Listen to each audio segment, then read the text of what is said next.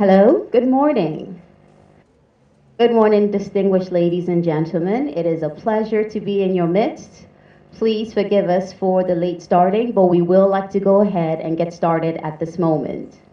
And I would like us to start with an opening prayer. So if I could invite Reverend Dr. Moses Ajay to the stand, I would appreciate it. Thank you.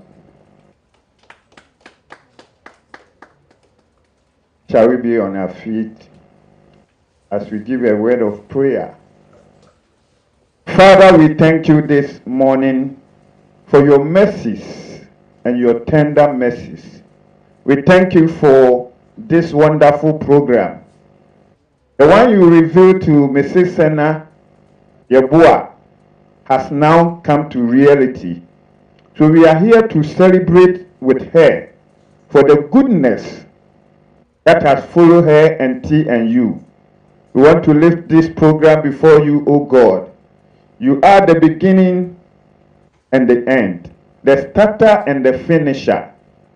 In your name, O God, we begin this program. We invite you, Holy Spirit, to take control over every activity that is going to take place this morning. We pray that, Lord, you will take over every personnel, speak through us, and teach us, so that at the end of this program, all honor and glory shall be given unto you. This is what we have asked in the name of Jesus Christ. Amen. Amen, amen. Please have a seat.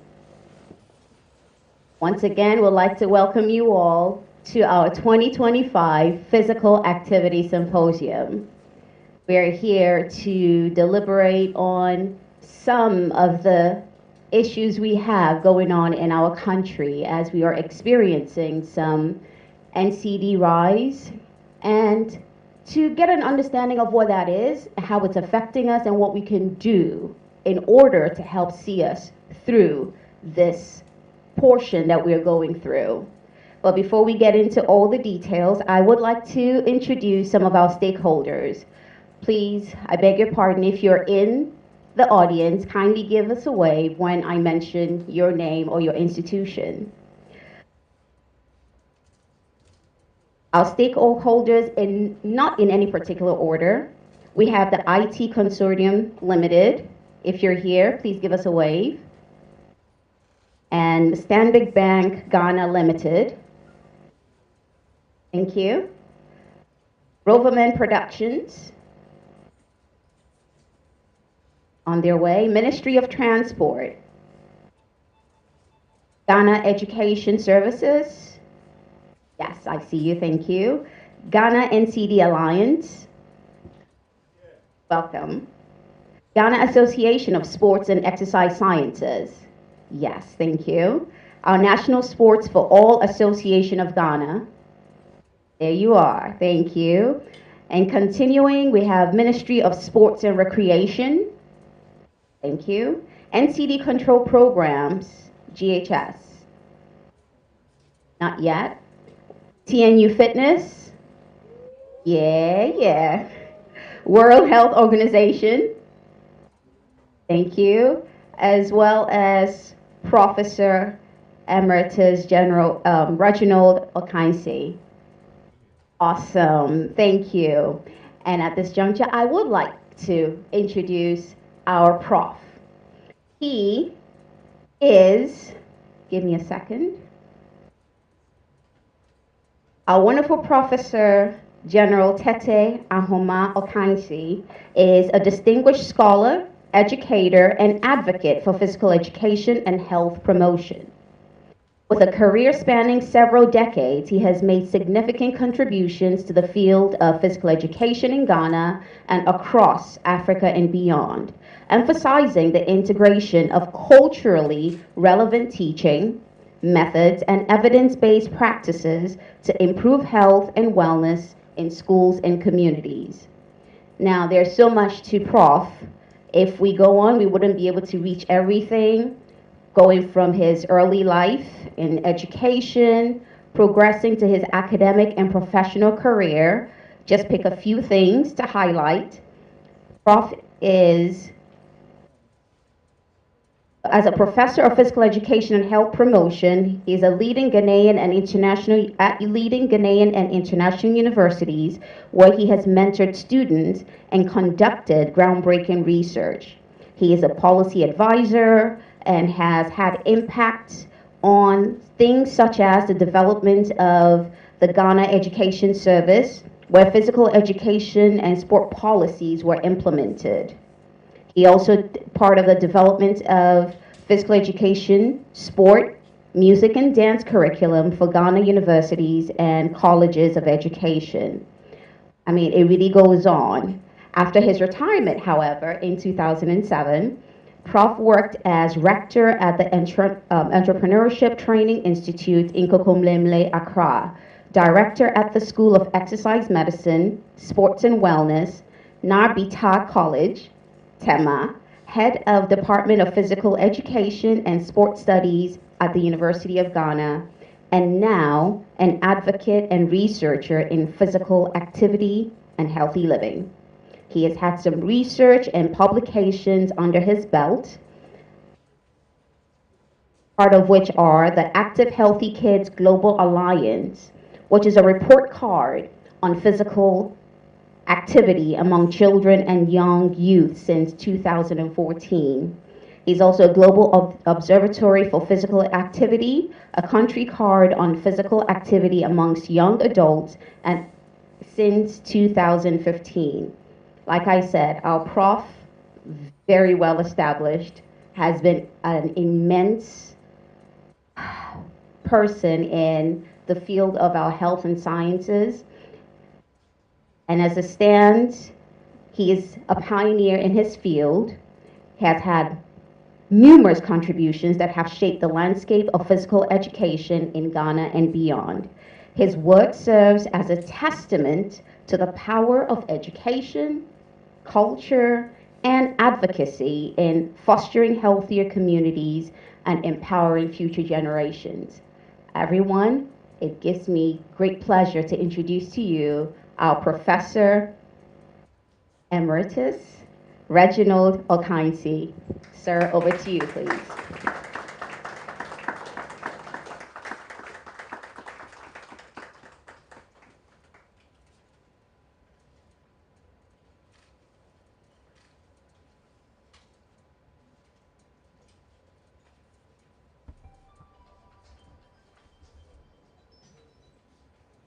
Good morning, everyone. Thanks for that elaborate reading of some parts of my achievements. This morning, I'm supposed to be giving the opening remarks so we can get started. As we all know, we are celebrating World Physical Activity Day here in Ghana. It is my profound honor and pleasure to warmly welcome you to this significant gathering as we celebrate World Physical Activity Day here in Ghana.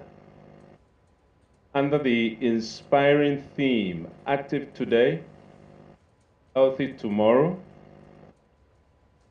Empowering Ghanaians through Physical Activity.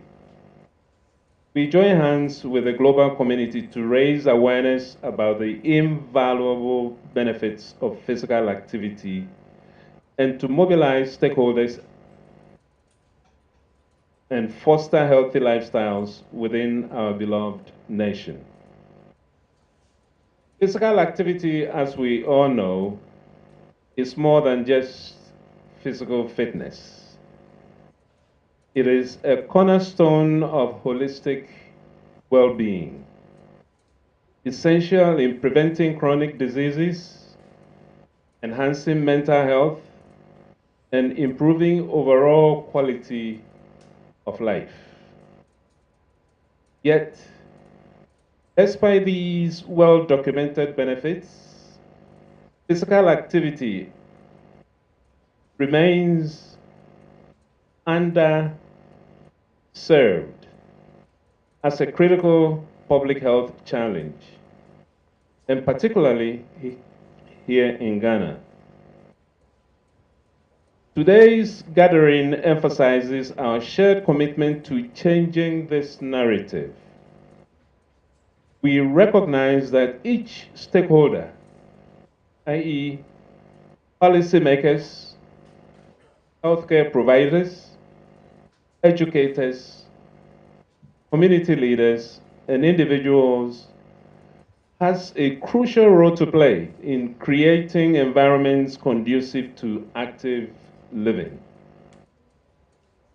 As we deliberate, exchange ideas, and strategize, let this theme guide and inspire us towards meaningful and sustained actions. Together, we can indeed shape a healthier, more vibrant Ghana, characterized by active communities, and empowered individuals. Thank you once again for joining us, and welcome.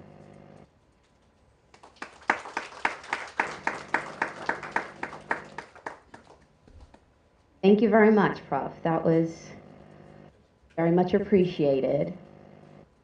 At this moment, I'd like to beg your indulgence. If everyone could please silence your phones, just take a moment, silence your phones so that we don't have calls coming in.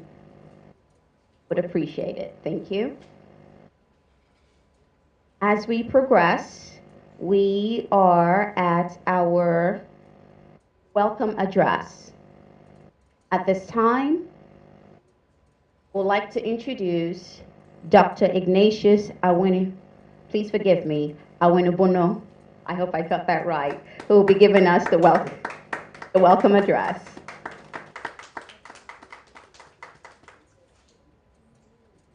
Thank you very much. I do this on behalf of the Chief Director and the Director of Technical Coordination, who are unable to come here this morning, but may be joining us later in the day. I present to you the mind and the heart for the Director of Technical Coordination. Chief Director of the Ministry of Health, I know he's within the building. I know the other Chief Directors here present will recognize you. Our Chairperson for the occasion, Professor Emeritus Reginald Kansi, thank you for accepting to chair. Colleague directors and representatives from the Ministry of Health and agencies of the ministry. Directors and representatives from other ministries, departments, and agencies. Our WHO country representatives and other reps from there here present. Management of the TNYou Fitness. Representatives from academia, civil society organizations present. Reps from Keep Fit Club associations, distinguished partners, the media here present, ladies and gentlemen. I extend you warm welcome for accepting to participate in the launch of the 2025 World Physical Activity Day and also the 10th anniversary, the TNYou Fitness, for promoting fitness and wellness in Ghana over this period. This year's World Physical Activity Day falls on the 6th of April, which will be on a Sunday. But the ministry and other stakeholders have decided to launch it today, making it possible for all relevant stakeholders to participate. The theme for this year's event is Active Today, Healthy Tomorrow, Empowering Ghanaians Through Physical Activity. And it is jointly organized by the Ministry of Health and the TNYou Fitness, with an objective to raising awareness about the important role that physical activity plays in promoting health, preventing NCDs, that's non-communicable diseases, and enhancing overall well-being. of our citizens. Given Ghana's burden of NCDs and the benefits of physical activity, the prevention and the management of conditions like obesity, hypertension, diabetes, stroke, and its cost-saving potential for the economic burden of NCDs, it has become necessary for Ghana to join the global community to commemorate the 2025 World Physical Activity Day. The Ministry of Health remains committed to addressing the major risk factors of NCDs, including tobacco, alcohol, unhealthy diets, and physical inactivity, while promoting healthy lifestyles among Ghanaians. In this regard, we have made progress as a nation in coming up with policies and strategies, such as the Dietary and Physical Activity Guidelines 2013, NCD Policy 2022, Ghana Steps Report 2023, that's to tackle chronic diseases in the country. However, we still need to do more, considering the increasing trend of these diseases in Ghana. It is unacceptable for a developing country like Ghana to have 9.9% of its population not engaging in at least 150 minutes of moderate intensity physical activity per week, as recommended by WHO. Factors influencing physical inactivity goes beyond the Ministry of Health. They are multifaceted and multi-sectoral. So we hope this event will provide all stakeholders here the opportunity to meaningfully engage and identify their various roles in promoting physical activity, fitness, and wellness in Ghana. For instance, we are aware that embracing walking and cycling as integral components of our urban landscape and as non-motorized means of transportation will improve economic prosperity, environmental sustainability, health and well-being, whilst reducing NCDs in Ghana. Therefore, as we launch today's event and delve into the discussions planned for the day, I encourage each of you to actively engage, share your perspectives, and explore opportunities for collaboration. Your contributions are invaluable as we work collaboratively as stakeholders to promote physical activity in Ghana. In fact, we want to hear from you on how collectively we can reduce physical inactivity in Ghana.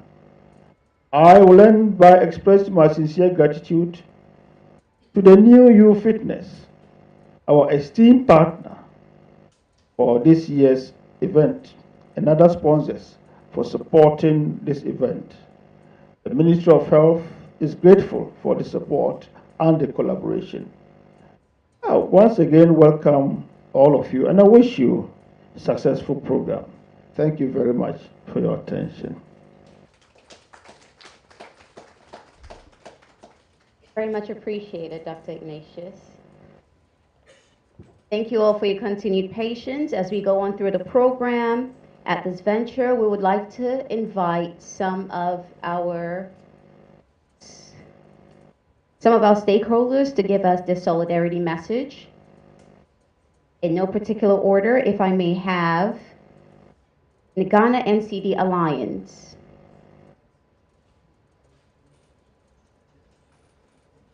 Ghana NCD Alliance to give us your, thank you. Please come on up. No particular order. You're just the lucky one. Luck favors you today. Because I'm honored to speak just after the minister's representative. Right, so good morning, distinguished guests, fellow health advocates, distinguished committee members, the media as well. all protocols observed. So today's we unite to commemorate World Physical Activity Day 2025, a day dedicated to creating awareness about the profound benefit of physical activity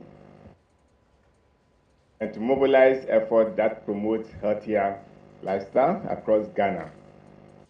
This year's theme, obviously we all know, emphasizes the joy and enjoyment that physical activity brings to all of us as a people.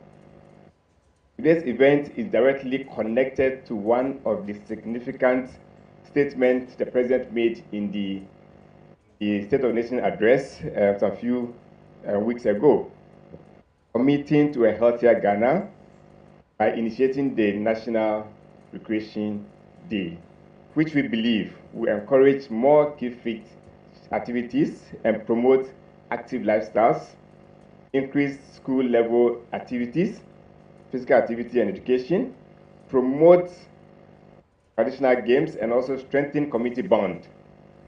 However, this initiative of the President will be effective and impactful if it is effectively implemented and sustained beyond political cycle, and of course with adequate investment.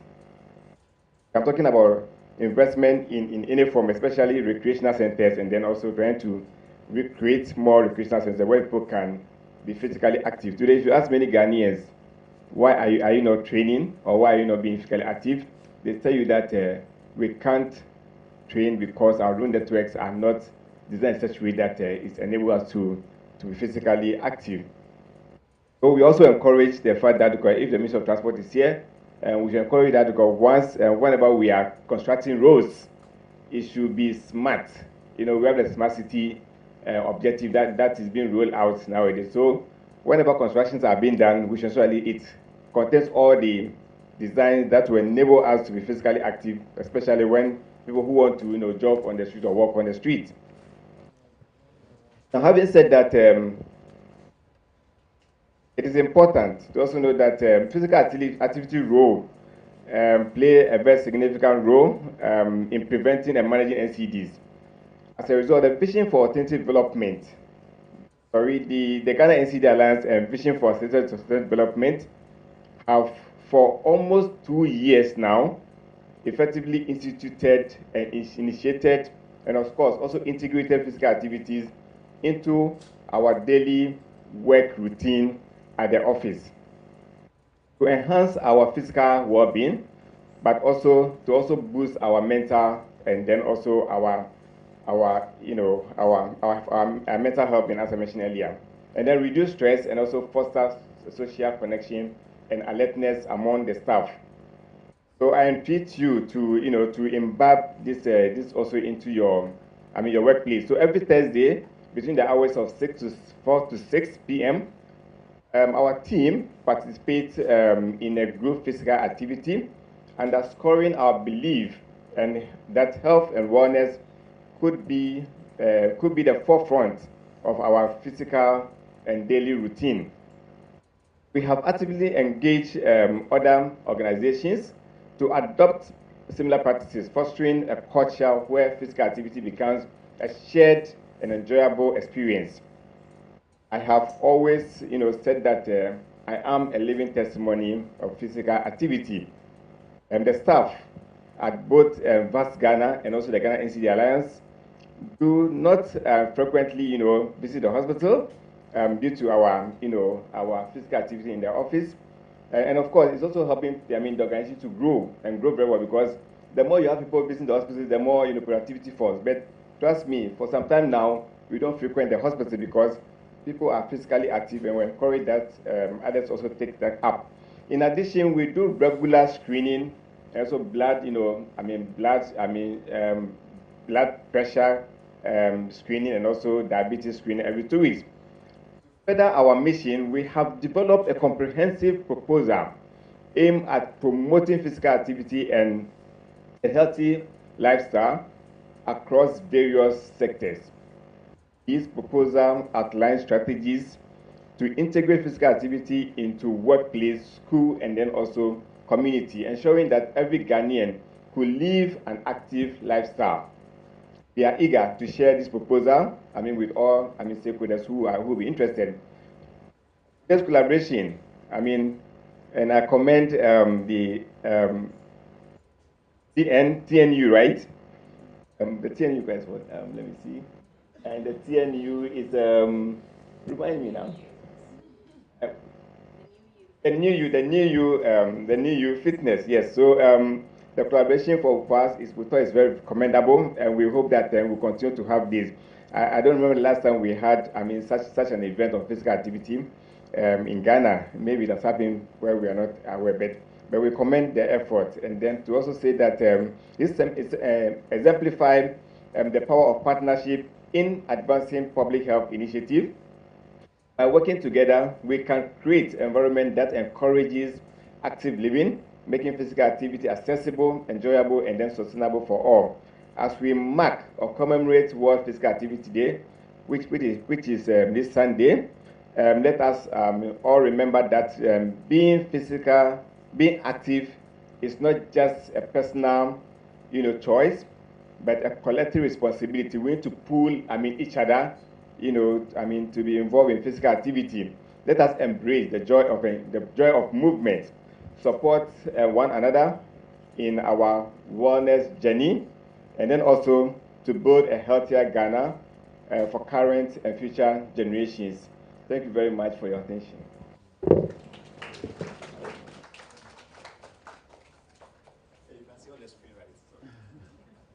There you go. Thank you very much, our Ghana NCD Alliance, and thanks for the video encouraging workplace stretches and so on. Things that we can all incorporate in our workspaces, whether you work from home or you work in an office. There's always some things that you can do to keep yourself in good shape. Moving on, we'll take another solidarity message from the Ghana Association of Sports and Exercise Science. If you're in the room, would you please grace us with your presence yes. Please encourage them to come up. It's not always the easiest thing to take a walk in front of everybody.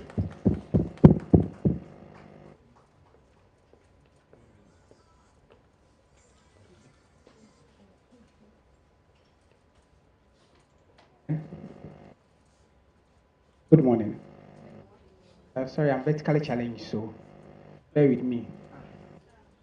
Yes, so sometimes people don't see me well.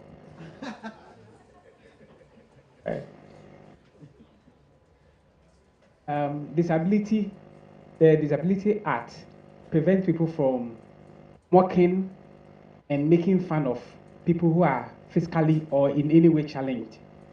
That should include those of us who are vertically challenged. So dear colleagues, health advocates and members of this community, as we come together to observe the World Physical Activity Day, we in the Ghana Association of Sports and Exercise Sciences extend our heartfelt solidarity with everyone here and anyone striving to promote health and wellness in Ghana. This is not just a celebration of movement, but a critical reminder of the role that physical activity plays in preventing and managing NCDs, which have, as our senior said, is on the increase. This trend poses a significant challenge to us all. It is alarming and calls for collective response. We need to advocate lifestyle changes and do that vigorously. As healthcare providers, we recognize that regular engagement in physical activity is not just beneficial, but essential. It plays a vital role in reducing the risks of diseases, enhancing mental well-being, and fostering healthier, more active population. We encourage everyone, regardless of age and ability, to embrace movement as part of daily life, whether it's walking, dancing, cycling, and for some of us, swimming. And it brings joy and vitality. We stand united in our commitment to educate and empower individuals about the importance of physical activity, not only as preventive measures, but also as a vital component in our fight against NCDs. Together, we can inspire each other to participate in local initiatives and promote activities that bring us together in this regard. On this day, let us all reaffirm our dedication to serving as advocates for physical activity. Let us work hand in hand with our communities, policy makers, and other health organizations to build a healthier future, one that values movement and recognizes its vital role in combating the disease burden. Thank you very much.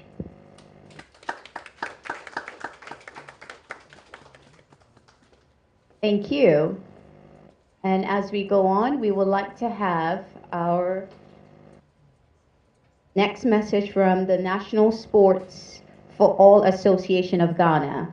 And I'm sorry for the late message. If we can keep it to 2 minutes, that would be great.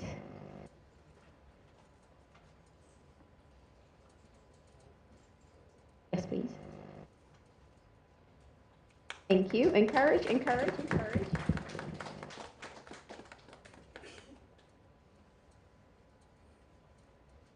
Good morning. Quality life you can live in this world is to exercise. Fact that we all know. We are the National Sports for All Association, technically in charge of the KIFI clubs in Ghana. Our data tells us that we have 3,520 KIFI clubs in Ghana actively. Our 425 KIFI clubs in Greater Accra. We are already in the fitness industry. We believe that the farm is very big. Our extension is to the cutlass that we can weed with it. Just explain to you that everybody wakes up, he says he trains KIFI clubs. But we take fitness home, not sickness home. And education is another prime area that we should let all of us know. Thank you very much. God bless you.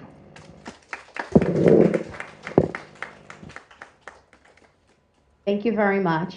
And we have with us in our midst a representative from the IT Consortium Limited. If you're in the room, we'd like to hear from you. Thank you.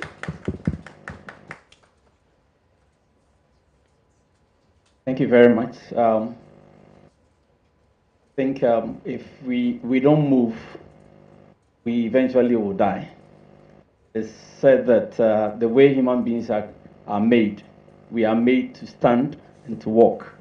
But our lifestyle, especially for those of us in the fintech industry, makes us sit for too long. And so in the light of this, that we think that this is a very good thing to do, to support, and also to encourage all of us to walk, do 3 kilometers daily, and make sure that you are constantly walking so that we can all keep fit. Thank you very much, and I hope you enjoy the day. Bye. Thank you. Yes, very much. Our sedentary lifestyle is not helping us, and it is time we start making conscious efforts to move. I heard a little snicker when they talked about the 3-kilometer walk. I know. But trust me, the thought of it initially is a bit daunting, but once you get into it, just like everything else in life, it's a lifestyle that becomes a part of who you are, and you do feel invigorated. Next thing you know, you're pushing yourself to go just a little bit longer. So it's a matter of just making the decision to do so. Thank you very much. And I would like to call upon our Stanbic Bank Ghana Limited, if your rep is here, to give us a few. Thank you so much.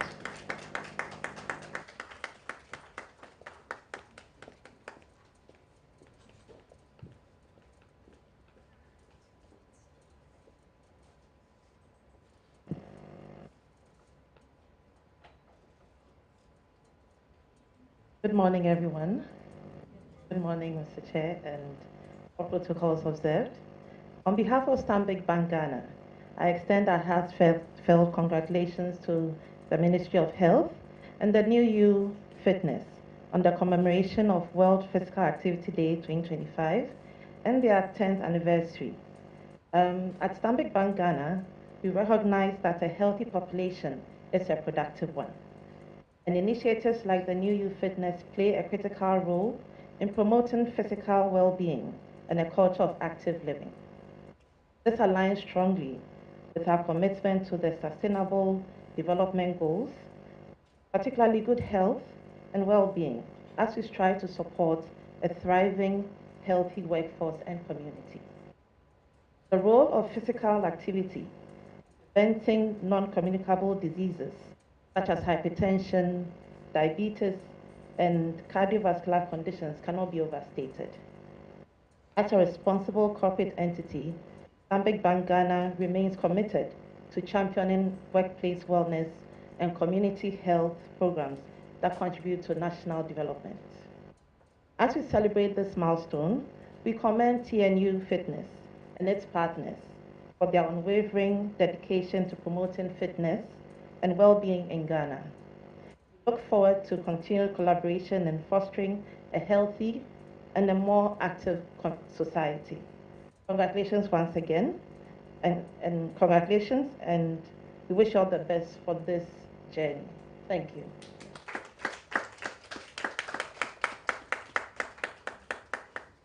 Thank you for your continued support. Once again, we are still on our solidarity messages, and I'd like to know if we have our reps from the Ministry of Transport. Ministry of Transport. All right, and Ghana Education Service. Yes, please, come on up.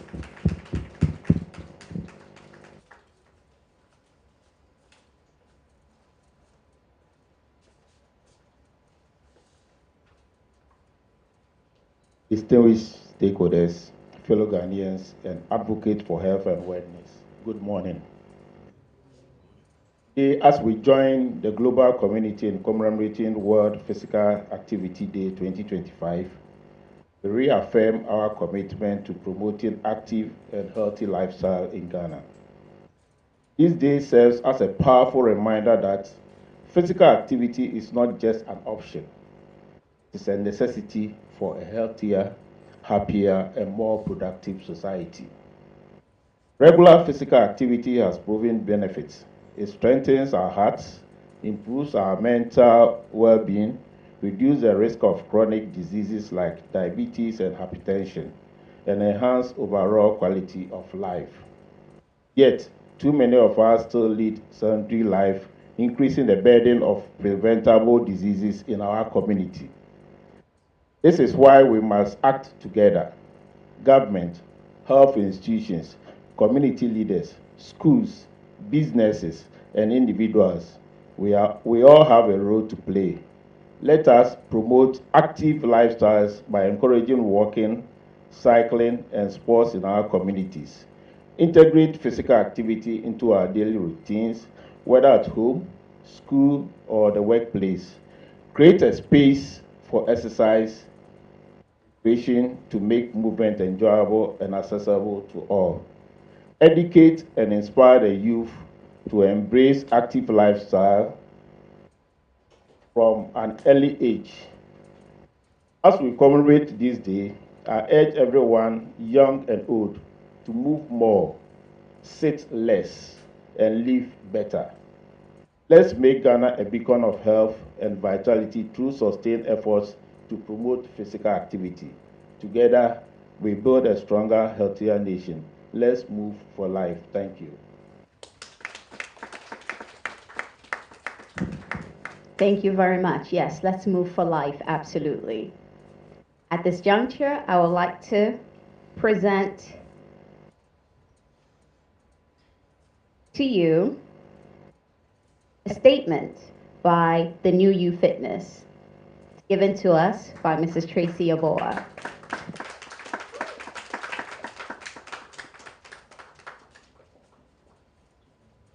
Good morning, everyone, and thank you very much for being here. Before I get started on my statement, may I please ask that we all rise for just a few seconds, I promise. Few seconds.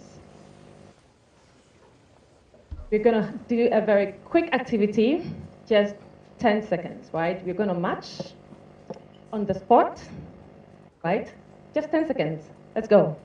1, 2, 3, 4, 5, 6, 7, 8, 9, 10. Congratulations.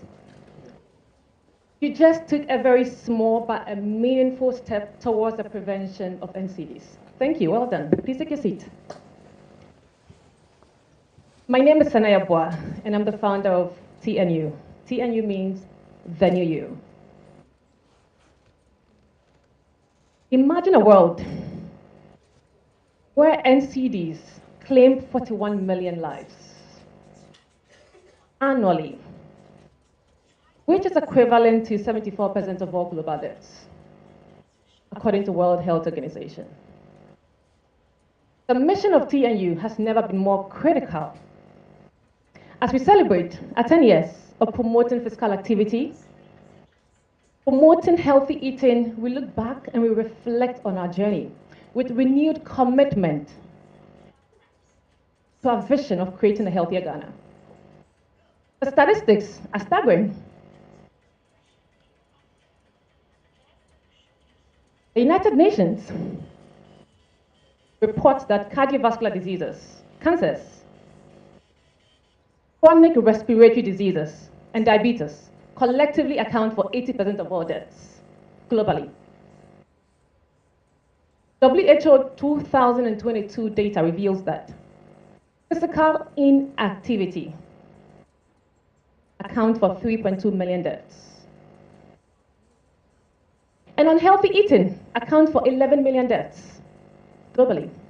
Now let's bring it home to Ghana. Ghana specifically. The burden of NCDs are rising steadily.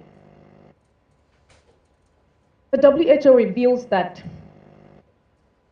about 43% of all deaths in Ghana every year, 43% of all deaths every single year in Ghana as a result of NCDs. We are facing a silent epidemic, not of a virus, but of stillness. And this silent epidemic demands urgent attention, not through medications alone, but through a fundamental lifestyle change.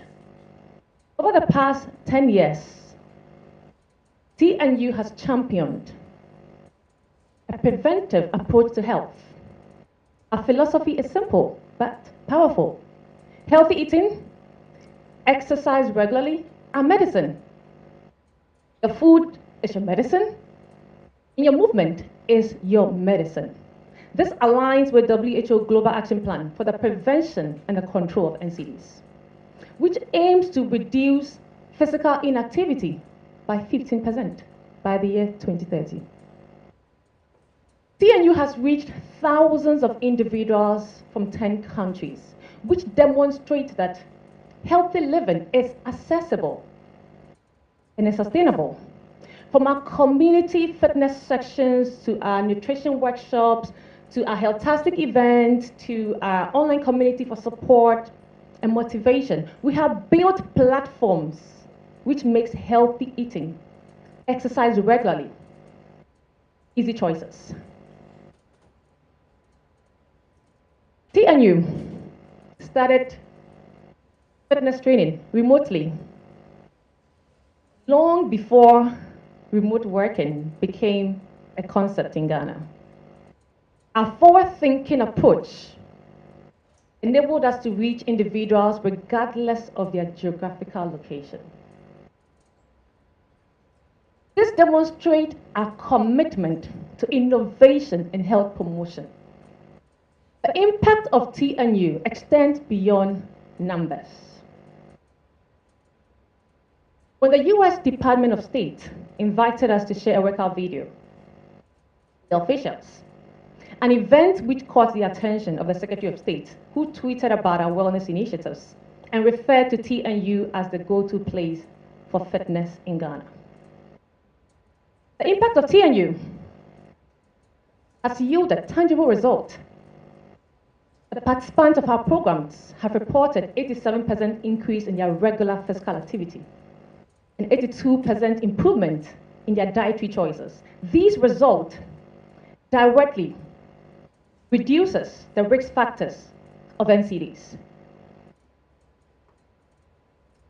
Our commitment to creating a healthier Ghana extends beyond physical fitness to addressing broader social determinants of health. As part of our holistic approach, TNYou offers university scholarships for talented, brilliant, young women from disadvantaged communities. We recognize that empowering women particularly, it yields ripple effect, which ultimately leads to healthier communities, healthier families across generations. As we celebrate our 10 years, we look forward with renewed commitment to our vision. Our vision is that every Ghanaian embraces healthy eating, regular exercise, not as a temporary fix, but as a lifestyle. As we say in TNYou, healthy eating, regular exercise is our lifestyle. This aligns with the Sustainable Development Target 3.4, which aims to reduce premature mortality by 1/3 by the year 2030, 5 more years. The path forward requires collective action. This is why we are extending our invitation to every individual here. Communities, businesses, and government agencies. Together we can create an environment which promotes healthy eating. Together we can create an environment which encourages physical activity regularly.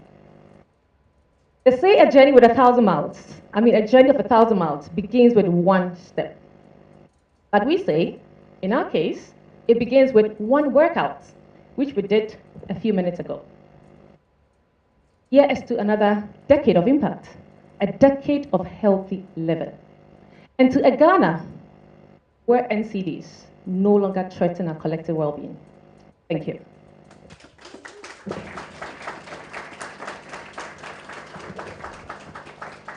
Bravo, well said. To a new Ghana where NCDs does not threaten our livelihoods. Thank you. At this juncture, we would be going into our panel discussion, but before we do that, I know we already kind of stood up and had a few steps, but we will want to kind of do that a little bit, get some more hip flexes in there. So if you could all rise with me and let's have just a quick break, a quick physical activity break. I think you all might enjoy it. For some people, this place is a little chilly, so we need to kind of get the blood flowing so you can loosen up before we go into a discussion. I don't want anybody falling asleep. All right. Yes, our space is limited. I understand. Some of us are in high heels, in tight clothes. It's okay. Hence why I also came in high heels, to let you know that these are things you can do even in the office, no matter how you are dressed, no matter the situation. Just a few minutes. We're going to start off. I want you, your legs shoulder width apart, because I need you in a comfortable stance. Exercise is all about comfort in a sense that you don't want to injure yourself. All right, slowly rock from side to side. I want you to engage your hips. All right, engage your hips, go side to side. Some of us, we can go a little deeper than that. Yeah, awesome. You can feel that, right? That's a good stretch. All right, from here, this is what I want you to do. We're going to engage our arms. So from here, I know I'm holding a mic. This is a bit awkward, but we'll do the best we can. Okay, I want your hands going out and in. We're going just to the side. To your side. Yes, I know. Okay, we're a little tight. Now let's take it up instead. So go up. Very good. These you can do at your desk. Very good. Control. It's about intention. Now imagine that you're trying to raise the ceiling.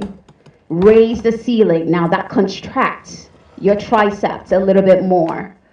All right, thank you. Now bring it down to your chest. I want you up here. Now we're going to go from side to side. We're engaging both our torso, our obliques are getting twisted here. Very good. The blood is flowing. Some people, you can feel some relief on your backs. Okay? All right, we're standing still. From here, I want you to go. We have some knee problems, I understand. Nothing deep, just a little gentle squat. Squat. Squat. Yes. You should be able to feel it here. People with knee problems can do this. There's a tendency for people with knee problems to say, oh, I can do squats. But you can't, because what's happening is the muscle on your knees are weak and you need to strengthen them. As you do this from time to time, you get to see they can go all the way down, but you're not going. Oh, don't hold your breath, it's okay. All right, I scared you there, didn't I? All right, thank you. Now, just one last thing. I don't know how well you can kind of raise your legs for me. Just raise your legs, tap your knee. Opposite hand, the opposite knee. Awesome. This also helps with balance. Some of us, as we get older, balance becomes a challenge. So these are things you can do. And I tell people, if it's hard for you, you can always just kind of find something. Just use your finger. Don't use your whole hand to give you stability. Yes, and it's a tap. And you will eventually get to the place where you can really go really high. Your knees can come all the way to your chest. Just showing you what the progressions are. All right, in 5, 4, 3, 2, and 1. You are dismissed. You may catch your breath and have a seat. Thank you so much. You have been excellent. I know some of you didn't come think you're coming to do exercise, but we couldn't very well let you sit through talking about physical activity without actually getting you to engage in something of the sort. Well, thank you. We can now proceed to our panel discussion. As has been earlier alerted to everybody, the state of physical activity in Ghana is concerning, and we are going to have some panelists join us as they discuss the barriers and challenges that we face as a nation, as well as touch on some solutions and strategies to get people moving. So I would like to welcome Dr. Asiedu, who is a public health physician specialist and analyst for health and pandemics at Ghana's National Center for Coordination of Early Warning and Response Mechanism, as he takes the panel through our discussion. Dr. Asiedu, over to you, please. Thank you very much. Good morning, colleagues. So, yeah, I don't want to waste too much time. So we'll try to be a bit smart, and then some of the questions ultimately would come into us because we want to. So currently, I'm sure you all have heard about the universal health coverage. The ministry has developed what we call the roadmap, and the roadmap has promotion, prevention, curative care, rehabilitation, and palliation. Of course, for Ghana, we also identified 2 major areas, which is emergency and also mental health. We do know that mental health without mental health is not health. Okay, so we want to invite some panelists here. Rep from Ministry of Transport. Rep from Ministry of Transport.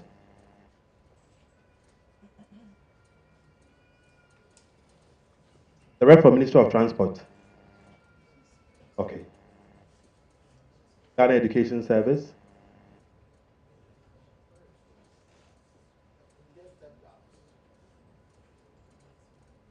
Okay, so from the policy level, Ministry of Sports and Recreation. Ministry of Sports and Recreation. Okay, please come and take your seat. Can we put our hands together for him whilst he comes? For the non-communicable disease program, I'm told, Labram, please take your seat. Please let's welcome him with a round of applause. The TNYou Fitness. Who's representing TNYou Fitness? So there's some kind of gender balance happening. Yeah. WHO rep, yes, please take your seat.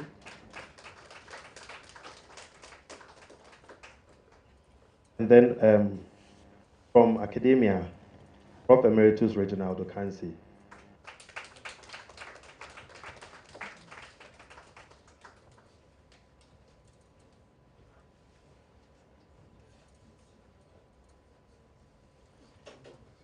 So I will be moving around a bit, so I'm not going to sit down. So thank you very much. And most especially when we talk about health security, I think the idea that comes into people's mind as though it becomes the responsibility of the Ministry of Health. And sometimes we have also had some conversations around the Abuja Declaration that proposes that 15% of the GDP is supposed to be dedicated to health. But the way sometimes we look at health seems as if that is the portion of the funds that must go to the Ministry of Health.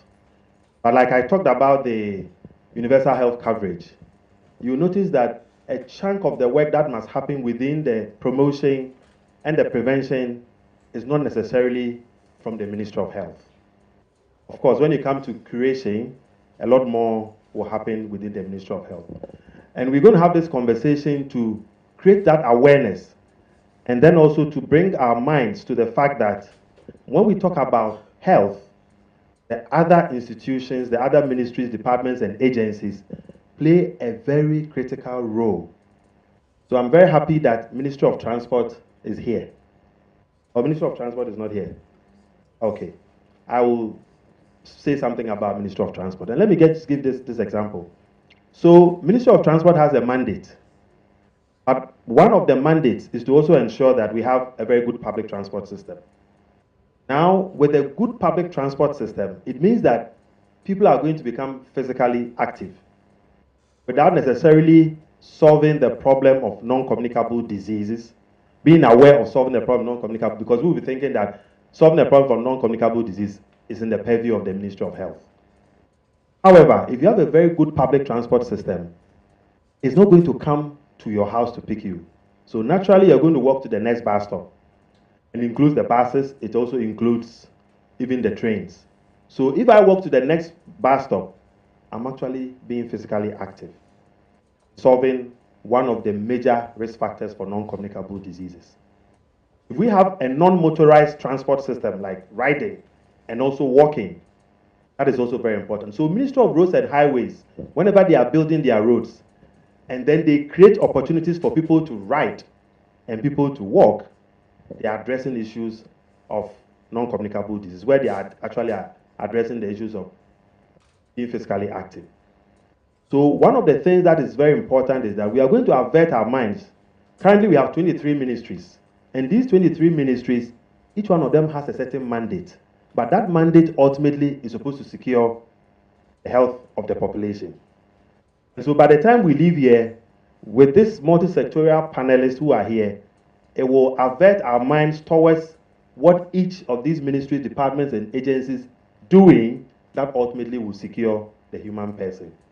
Ultimately, if all the complications happen, we may be thinking that it is the responsibility of the Ministry of Health, because most likely people will die within the health space. A few of them, of course, will also die within the community. So I'll quickly move on to some of the questions that we have here. So the first one will go to our lady. You are seated in the middle. Okay.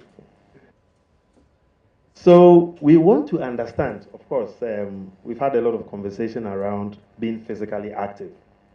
I guess small pot belly is not big, but a small pot belly. When they said we should do the thing, I was realizing that no, it hasn't been easy. But I guess after today, we're going to really do a lot of physical activities. So how do you explain physical activity, okay, exercise, fitness, and wellness to your clients? That's interesting and important question. People tend to interchange the definitions of physical activity and then exercise. So for us, physical activity is any bodily movement that result in energy expenditure. I believe this definition is by C.J. Kasperson. Examples of physical activity: walking to your car, taking the stairs, and even house chores. Exercise, on the other hand, is a form of physical activity, but it's done with intention. It's done for a purpose. And training, like going for a jog. Fitness, on the other hand, is your body's ability to perform certain tasks.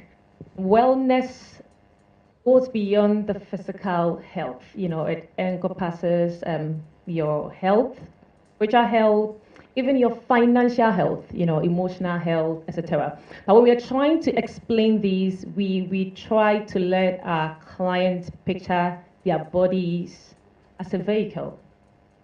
So your body is a vehicle, the journey is physical activity. And exercise is the specific route you take on that journey.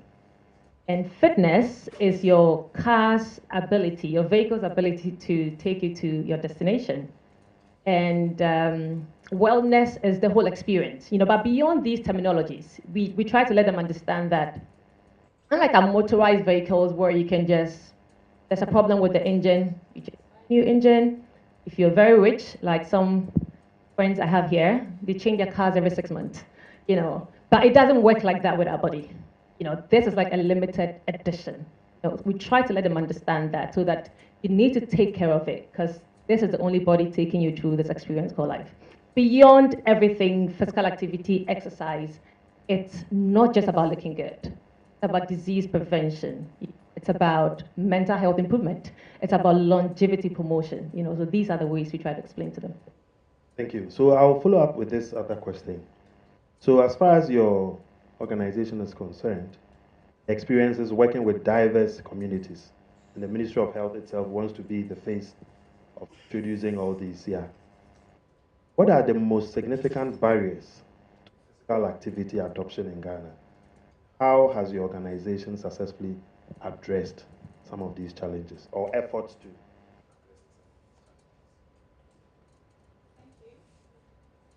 So working with diverse people, diverse communities has given us deep insight into some of the barriers and even facilitators of physical activity. And the most profound barriers that I'd like to highlight are not just physical, you know, they are cultural, psychological, economic, and systemic. Culturally, the gender roles and traditional responsibilities, especially of women, you know, it impedes their physical activity. You know, when we're doing a bit of research to explore barriers to why women were inactive, and I'll quote some of the words. I go to work, my husband goes to work, come back the same time, but I'm the only one responsible to ensure there's food on the table, to ensure the children have eaten, to ensure the house is clean, and to also ensure the kids have done their homework, and to ensure that the kids go to bed. Where is the time to exercise? Where is the time? You know, this was very pervasive, you know, among all the people that we interviewed. You know, so that cultural gender roles was a very big barrier. Our approach was to empower them, educate them on how they can integrate physical activity into daily chores, you know, how you can turn even your playtime with your children as workout time. How when you're waiting for a meal to be made in the kitchen, you can do some squats, you can do some jumping jacks, you know, it's really about redefining what movement is, you know, and that was how we were able to help them address that barrier. Psychologically, you know, there were lots of misconceptions, there were lots of ideas about exercise being frivolous, exercise being a luxury, not a necessity. You know, we hear comments like, you know, when someone sees someone working out, they would say in tree, papa, means, oh, you've got so much time, like you're really comfortable, you know. So all these perceptions were there, you know. So we did a lot of education. We did countless of health screenings for free. We did a lot of community role models who speak about the benefit of exercise, because we realized there was like an awareness gap between all the benefit of exercise and the repercussions of inactivity as well, you know. So we did a lot of those education using social media as well, you know. And when it came to social economic, you know, the usual challenge, the hustle and bustle of Ghana. Ghana is tough, we all know that, right? So that was one of the challenges, because people focus more on, you know, trying to make ends meet, you know, and exercise is like the last thing to think about. We taught people how they could, you know, integrate exercise, right in the office, you know. You can have active breaks instead of walking. I mean, instead of calling your colleague, you can just walk to them, you know. So we really kind of did a lot of education awareness about how these exercise can be like a lifestyle. No matter your busy schedule, you can still infuse it. And systemic, that was a big one. So the built environment in Ghana, it doesn't promote physical activity. There are no pedestrian walk. You know, people go for walks at their own peril. There have been countless of accidents, people going for walks, you know. So that was a very big challenge, you know, and especially for women and the vulnerable population. The poor lit roads, there are women that have suffered loads of very unpleasant things because they went for walks. So we taught people how they can work out from home. You know, you don't need to go to a gym. You don't need to necessarily have outdoor workout. You know, we educate people on very simple, basic, do it at home workout. You know, and all these efforts have really helped people to kind of make activity a lifestyle, irrespective of the challenges they face. Thank you. Thank you very much. I think you raised very critical points, especially physical activity now and the type we are discussing being connected to people's socio-economic status. Because I remember when we were kids, we used to play something we call gutter to gutter, you know, across the street. Of course, we didn't have as many cars as we have now. And, you know, our schools, the public schools, had big compound. So now, with the development, I think we have not been able to juxtapose that one with people becoming physically active. And it has become expensive. I mean, for example, in taking my kids for Taekwondo, I have to pay. But when I was a child, we used to do karate in school, and we didn't pay. So now you realize that a certain class of people are the ones that are able to do something. And these are all physical activities. So I'll be moving to Ministry of Transport. Ministry of Sports, yes. I'll be moving to Ministry of Sports.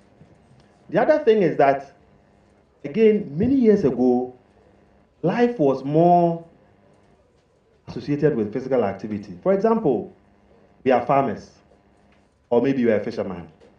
So being a farmer, our farms were not at home. So the farm was somewhere. So by your very nature of what you are supposed to do, you walk to the farm, and then you walk back. So naturally you are becoming physically active. Now with development and improved life and things like that, it's as if you don't have a car, then it's a problem. Even if you are walking, sometimes somebody will give you a lift. Now car way. Now, you know, maybe you are deliberate about doing these things. Now the other thing which is also systemic is related to what the Ministry of Energy. I mean, I'm saying that by the time we finish, we are going to look for all the issues of various ministries, their mandate, and how it links to solving the security of the population in terms of health. Now, Ministry of Energy, if you go to a country like Korea, South Korea, where all their streets are lighted, people can go for a walk at 1 a.m., at 2 a.m., at 3 a.m. And like you rightly said, they are not afraid, one, because no car is going to hit them on the way.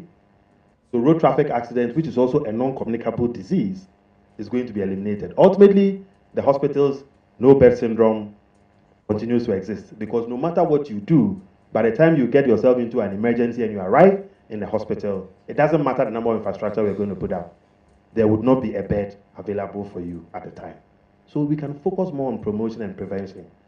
So I want to come to Ministry of Sports, okay? Because when I was a child, we did all kinds of sports. I'm sure maybe you was doing, we did all kinds of sports, you know, and it was not expensive.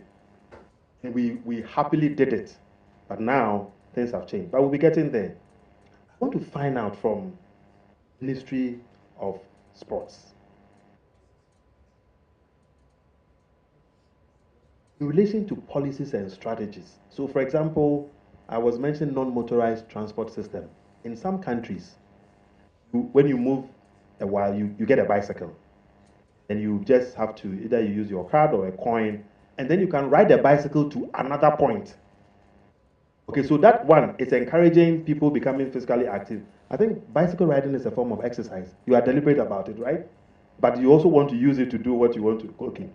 So I want to find out from Ministry of Transport, what strategies or policies or regulations are in place to promote physical activity? You know, for example, if you go to, again, Ministry of Transport, because DVLA, and you want to renew your driver's license, there is only one test that you are expected to do. That's your visual, right? I'm sure we are aware of that. We don't even do hearing assessment. But if somebody blows a horn and you are not able to hear, it might be a problem. So, but at least we do that for our site. Would there be any other opportunity where there would be some other, you know, some of these non-communicables and things like that? So I want to find out from, what are some of the strategies, yes, Minister of Sport, sorry. I don't know why I'm so glued to transport. Because if transport is not there, we don't have our own cars, and we have trains, and we have buses, and we have bicycles, we will all become physically active.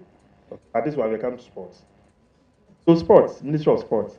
So the strategies, the policies, the regulations that are in place to promote physical activity and wellness in Ghana, and how can they be integrated and improved? Thank you, Doc. That's a bit like a thesis question, but I'll see what I can do. We'll solve that problem today.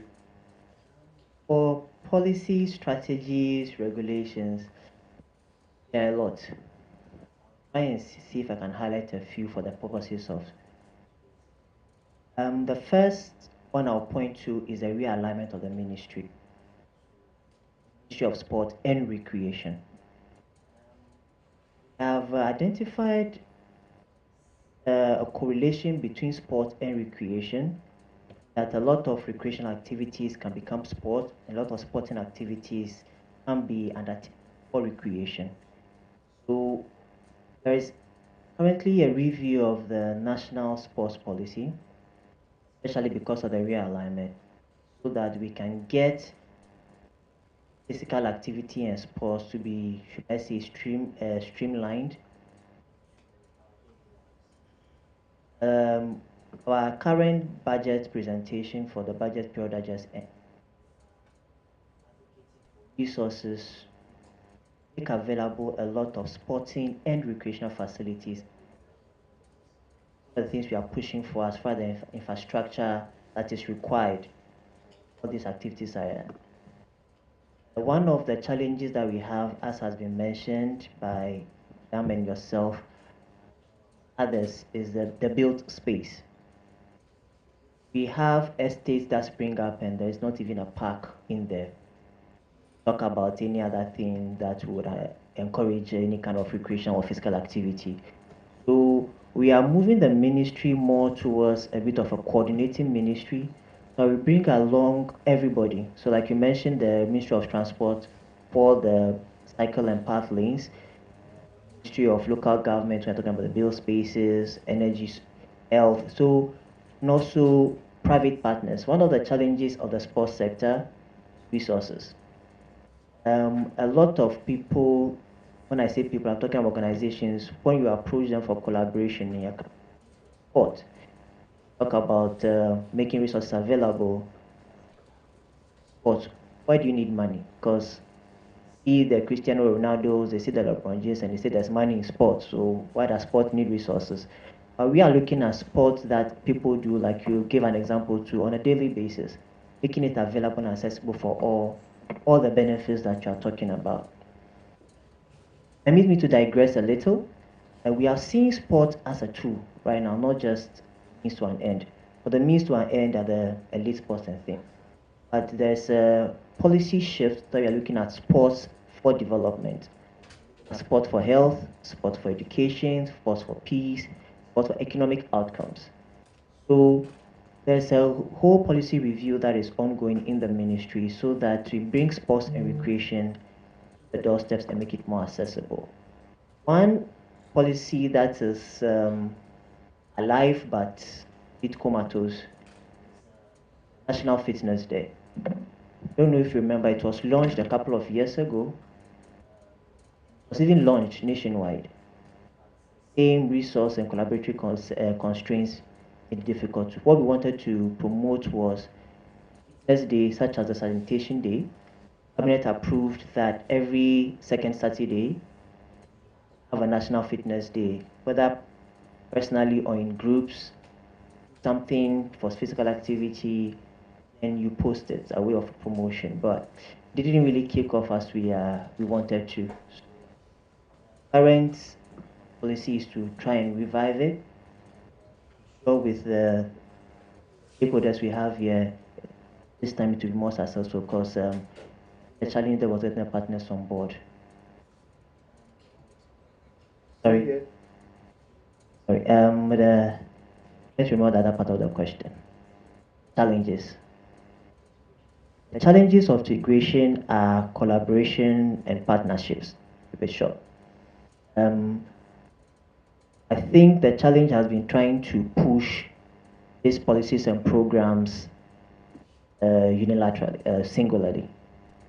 So like I said, what we're trying to do is build partnerships, state and non-state actors, other ministries or MDs that are involved or that will be required, private partners, development partners, to build the partnerships that can bring things together. Being in Ghana, you understand the challenge of silo operations of a lot of institutions. What we want to do is break away from that. I like the point you made about the health budget not having to go only to the Ministry of Health, but to see how we can spread resources and collaborate efforts so that we work together for the health and wellness of the people. Thank you very much. Let's put our hands together for him. So he talked about the collaboration and partnerships. So ultimately, 23 ministries that we have now, one of them has a role to play. And I'm sure something that is going to come out from this meeting is how we're going to work towards ensuring that we tease out the promotion, the prevention, those who are supposed to do creative care, rehabilitation, and also palliation. Within all these sectors, yes, we'll be able to appreciate it. Again, coming back to please, the name is? And I'm not going to ask a question, but I'm going to dwell on something. Again, when we were kids, we didn't have a certain kind of uniform to be able to go for a walk. Again, with the socio-economic status. So you talked about some of these concerns about what tall now walk, because when you are going for a walk, the way you dress, it's just a one tall. Even the uniform is very expensive. You have to go to a sports shop to wear something. And then also even people who go to the gym, I'm told that others go to the gym to go and watch something. Yeah. Anyways, so that is also quite challenging. But again, I'm very happy, Ministry of Sports and Recreation, that as you are doing sports, you are also being very recreative, and then also the other way. And I guess that this is just going to stimulate a conversation that when you are back, we should be able to look at some of these things. In a country like Rwanda, similar to the same National Fitness Day, I can't remember the name it is called, but that day, sorry, it's a car-free day. Traffic-free day. Okay, so for a certain number of hours, maybe from 6 o'clock to 12 o'clock or so, nobody's allowed to use a car, except for the police, the emergency, the security services and all that. So whatever you want to do, you have to walk or you can ride. So, but these are policies that the country at a certain level should be able to put in place. And in driving people, to be physically active, they're also taking care of our health problems.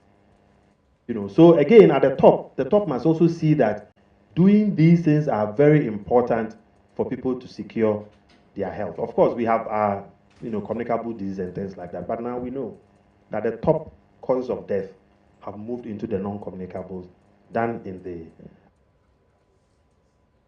So that can be something that is very important. The National Sanitation Day, I think this year we haven't. I haven't done any. I agree. No, but I'm just, we are doing collaboration, and because when you are doing some sanitation activity, you are also being physically active. And we are beginning to avert our mind that everything that we are doing from each of the ministries, departments, and agencies, let's find a way to connect it. Because if it is costed, we will be aware that, oh, it is contributing to the health budget that ultimately Ghana. So this one, before we leave here, I want everybody to be aware of that aspect of it. Okay, so I'll move into the part where the healthcare itself will appear. So that's Labra, yeah. What are some of the health and socio-economic benefits of physical activity and wellness? I mean, our sister talked about some of them, but thank you very much. Let me say I was put on the spot, but I have to sit in. Right, so I work as an advocate, I'm sure you know. That's right. But of course, I mean, within the health space. So in terms of, let me just, touch a little on the Cafe Day of Rwanda. In fact, I've been there, I think, about 3 times. I've participated in that, and I think that anytime anybody goes to Rwanda, what comes to mind is that why can't, I was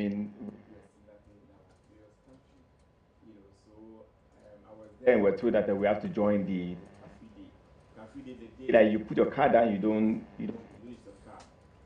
No motor, nothing. You just there, and you have to. So if you're going somewhere, you need a car, you have to wait until after 12 before you. Otherwise you just have to walk. And surprisingly, you see, it's about collaboration and also, commitment, and then the fact that people, support it. It's about supporting of the policies. When policies are rolled out and people don't support them, that's why we encourage sometimes we should put a partisan issue aside and then let's drive the nation agenda, and then let's move on. Right. So I remember when I was there some few weeks ago, that's why we had this one, if you can see. So this one was actually designed for the curfew walk. So at around 6 we have to move, and on the street you see no cars. It was just human beings walking left, right, center.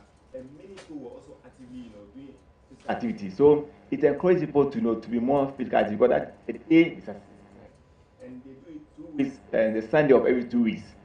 So you just have to do that. And then also they also ensure that while they do that, they also include cleanliness. So you won't see, so if you are working and you even find this thing, pick it up, and then they find a place to dump it. So you find the whole place, and then they have a national place where they meet, they all convene. If you're at a stadium, it's like a national, physical activity day. Everybody come and train for about 2 hours. And it's so impressive, so nice. So upon coming to Ghana, then when the president spoke during the State of the Nation address, then I said, I'm a sigh of relief. I thought that at least something of that nature is coming to Ghana, where the president mentioned the National Education Day. I don't know what day that's going to be. I'm hoping that at least stakeholders will be involved in coming out with the modalities. For us, what we are urging Ghanaians, let's support it, because we are all here because of one thing, our health. And our health without physical activity is nothing, right? Now, so to the question on the benefit of physical activity, indeed, let me say that, like I mentioned earlier, I'm a living testimony of physical activity. I don't remember last time I went to the hospital. It doesn't mean I don't screen, I don't check my vitals. But for me to go to the hospital, to be detained, I don't remember last time. And I think the same is being reflected even on my kids. Because we have consciously and deliberate, as he said, you have to be very deliberate, very conscious that you are going to do it, right? So it has a lot of benefit in terms of, health, in terms of smartness, alertness, physical, and then also mental well-being. Sometimes we leave the mental well-being aside. But trust me, if you are a mental health advocate, one of the things they will encourage you to do is physical activity, because it also stimulates the mind and makes you more active, and then also alertness in mind. It also makes you very intelligent. I mean, for that, you can't take that. It also makes you very intelligent. But once you are smart, you're intelligent, you know. And the fact that people say that when they exercise, they get tired and they have to rest. Of course, rest is very, very important. That's why sometimes when you, after training, you feel that you need to rest, I mean, take some rest and then you revitalize your system. Now, apart from that, it also, I mean, increases productivity. I mentioned earlier, so for instance, if you have a staff of, let's say, 5, then continuously people continue to ask for go to the hospital, go to the hospital. Sometimes it brings productivity down. You yourself sometimes, if it's not a government sector, but private sector, they will ask you to go away because they cannot continue to bear because of loss of productivity because of your continued ill health. Right, but the moment you start, gradually, and physical activity come in different forms. I think we've heard a lot. I mean, it's not a very rigorous one. I mean, there are many physical activities that we can embark upon that would help us to improve, our lot. And then apart from that, I think that there also the aspect of, cost of treatment, because when you are physically inactive, there are so many things will set in, and it also means that because you spend so much money here for diseases. And trust me, if you're not physically active and taking most of the things that we're taking nowadays, especially the unhealthy diet, right? Let me say that in Ghana, in our part of the world, you can't live without physical activity because of the thing that we consume on a daily basis. Because I mean, most of our food are very unwholesome, irrespective of how you take it, irrespective of how you try to maneuver it. You will definitely consume one form of something which is I think physical activity will continue to keep. I mean, will continue to keep you going. It will let you down. It will continue to keep you going. So the point is that it has so many benefits. The final one I want to mention is the fact that it reduces poverty.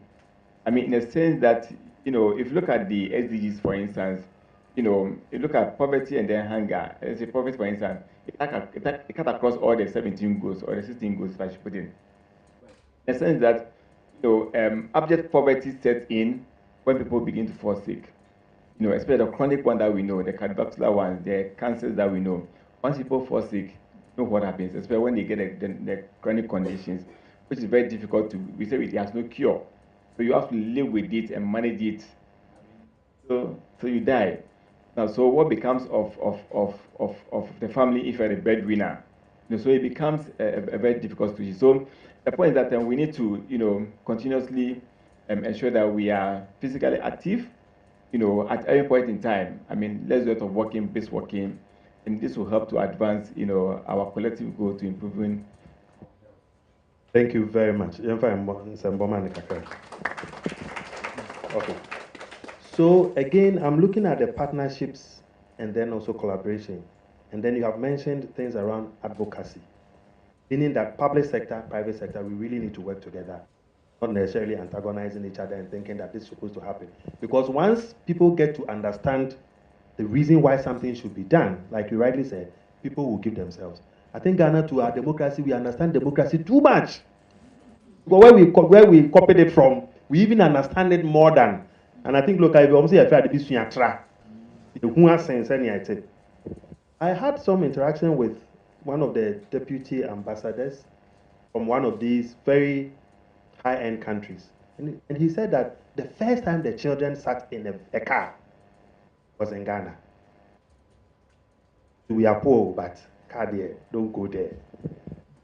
So he says that in his country, similar to car-free, apart from the car-free day, in Rwanda, they also have a car-free zone that So for example, here, if they say that the car-free zone is around the immigration, and that's whether minister, MP, director, everybody, you walk from there to this place. The way we understand democracy, will we do it? You park your car, because the car-free zone, you have to park your car. Okay? And then you have to walk to the place. You can't drive there. There's no way to drive there. It means that at a certain level, some wild decisions must be taken. And of course, people must understand and then appreciate that is how it's supposed to be. So look, I I grew up in Tema, and when I was a child, Tema had a lot of places left for recreation and then also, for some of these exercise and things like that. But again, I don't know, people don't understand. I don't know whether it's greed. They sold everything.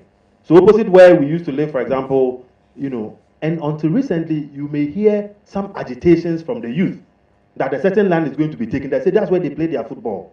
They will not agree. They will not agree for people.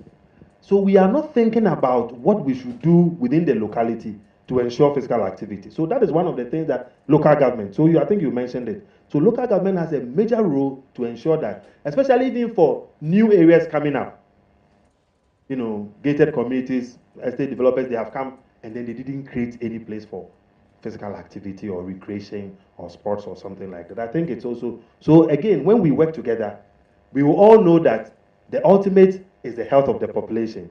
How do we do this? Local government, you have a role. Ensure that there are places where people can go there and do it at less cost. Because gyms are expensive these days, and only beautiful people go there. So we also go there to watch some of that. I think it also addresses some of the mental health issues. That, isn't it? All right. So we will come to research. We want to come to academia. Please can you pass? Want to come to academia. So, Prof, at your service. Yeah. So what does research say about physical activity levels in Ghana? What needs to change? I'm asking this because elsewhere, as they are developing, they are putting some steps. They are taking some steps to put other things to address the issue. So, for example, I said that, culturally, you walk to the farm, in and out, and you weed, manual weeding, so a tractor.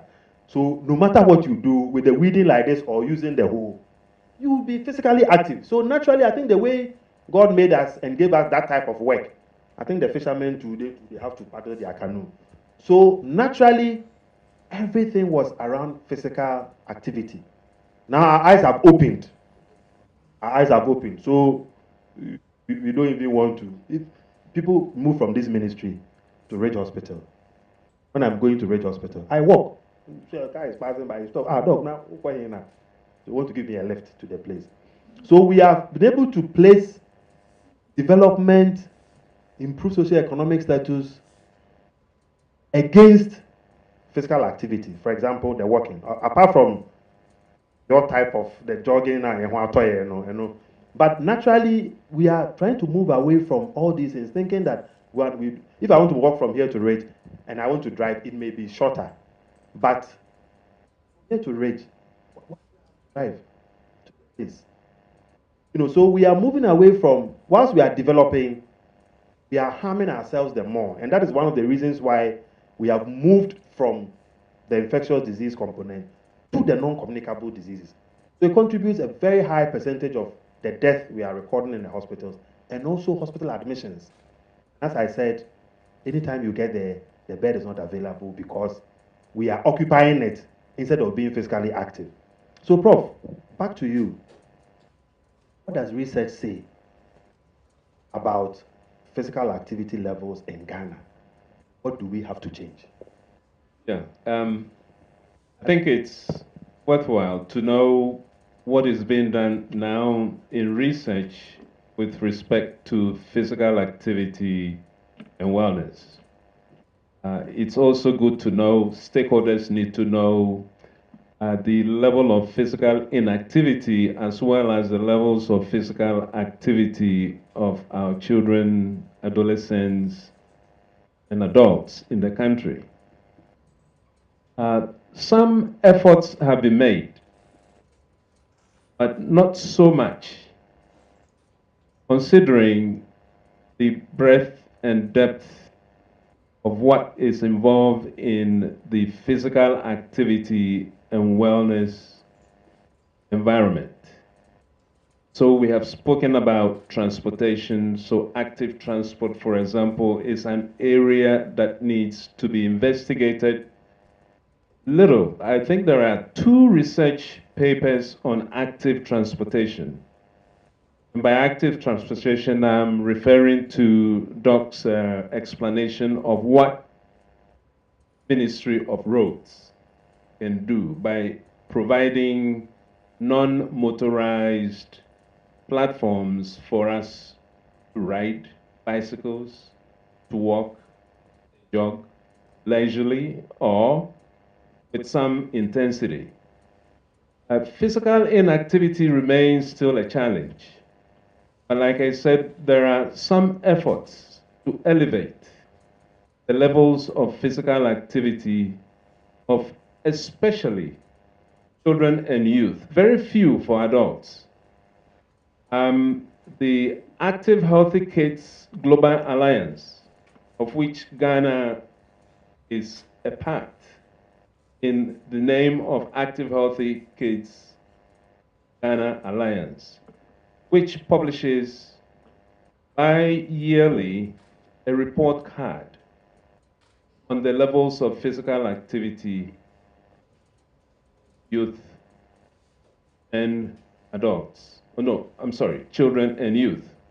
Since 2014, and the picture has not been very good. In 2014, less than 50% of children and youth enjoyed some meaningful physical activity. Now, that is not to say the KFIT clubs and the school programs are not there, but when you look at the population as a whole, and the number of kids or the number of children and youth actively participating in physical activity, only 50%. In 2016, the number jumped up a little bit to 55%. Now, we missed the 2020 season because of funding, because those surveillance activities were conducted and funded by individuals who are interested. So we skipped 2020. Now we are in 2025, and the next report card, which will be the 5th report card, will be coming out, and we are working on it. So it's underway. Now, there is also another surveillance effort through the Global Observatory for Physical Activity, which Ghana is part, and we have published the 3rd almanac. Again, the picture of physical activity doesn't look good. Now, the GOPA Physical Activity Observatory focuses on adults. And now we also have the Global Observatory for Physical Education, which is going to be published for the very first time.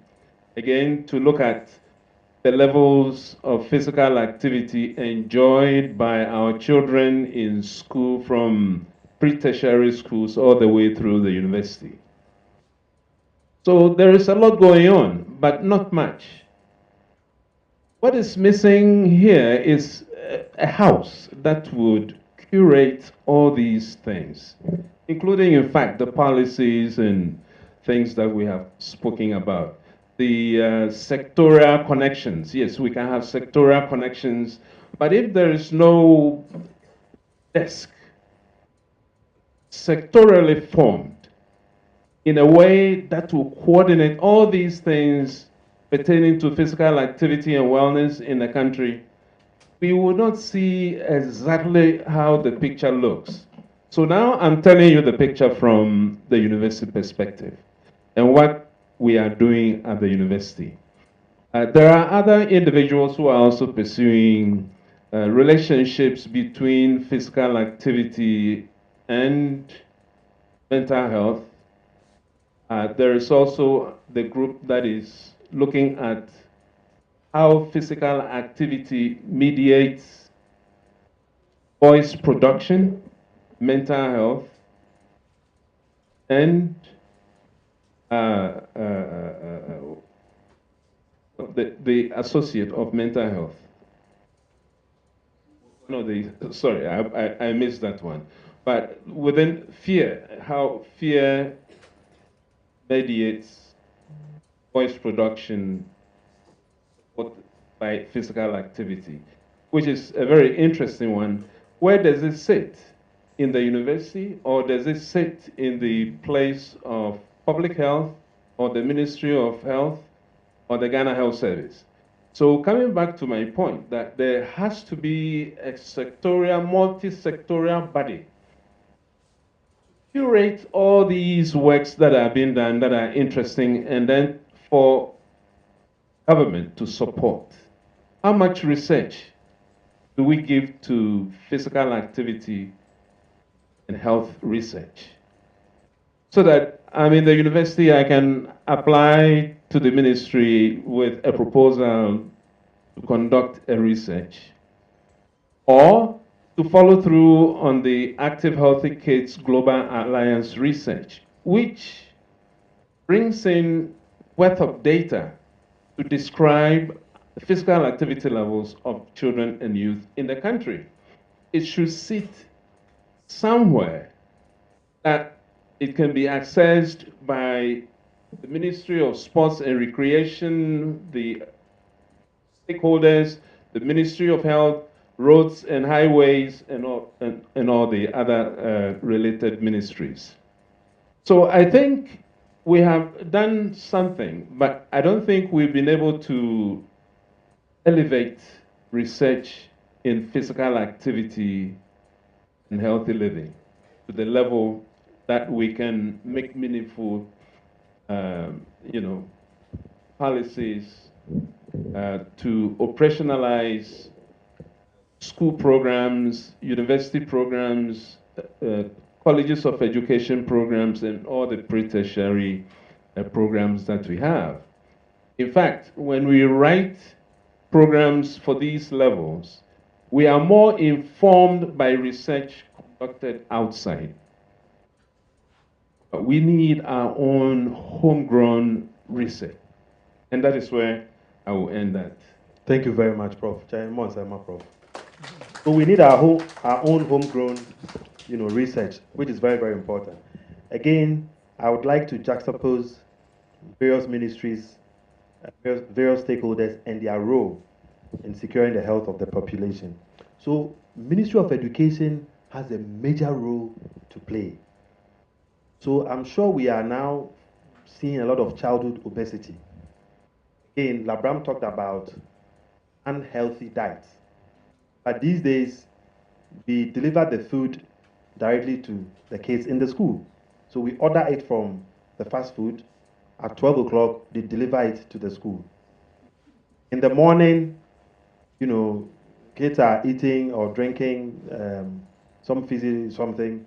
In the afternoon, they deliver it to them. In the evening, when they come home, some pizza or something like that, that is also coming. So the Ministry of Education has a major role to play. And like I mentioned, that in olden times, the schools, the public schools especially, had a big compound.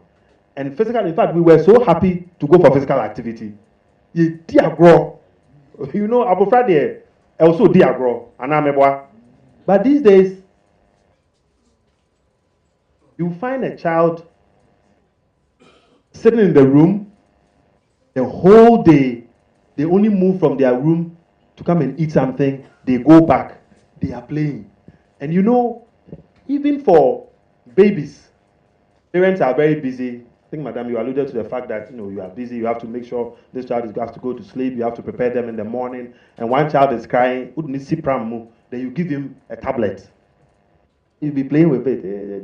And then they are very happy. They will not cry. They will not disturb you. And you are also free to do other things. So by the time you realize they have become addicted to these things, they don't want to do any physical activity. Maybe we there on bonting or a good or fear on pitching. Because when we're children, you get it.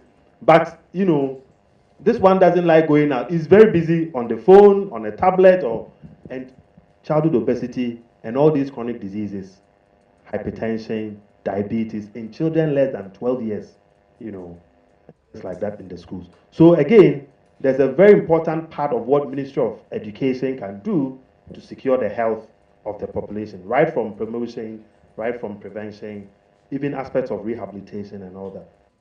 Again, I picked up something which is very important.